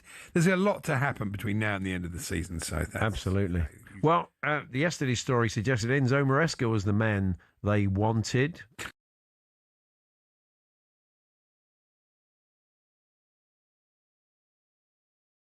Because I know that it's 100% speculation, and in this moment there is no time for these kind of things. First of all, because I have a contract here until 2029 probably, and my focus, I said many times, that is just about this club, and I'm very proud to be here.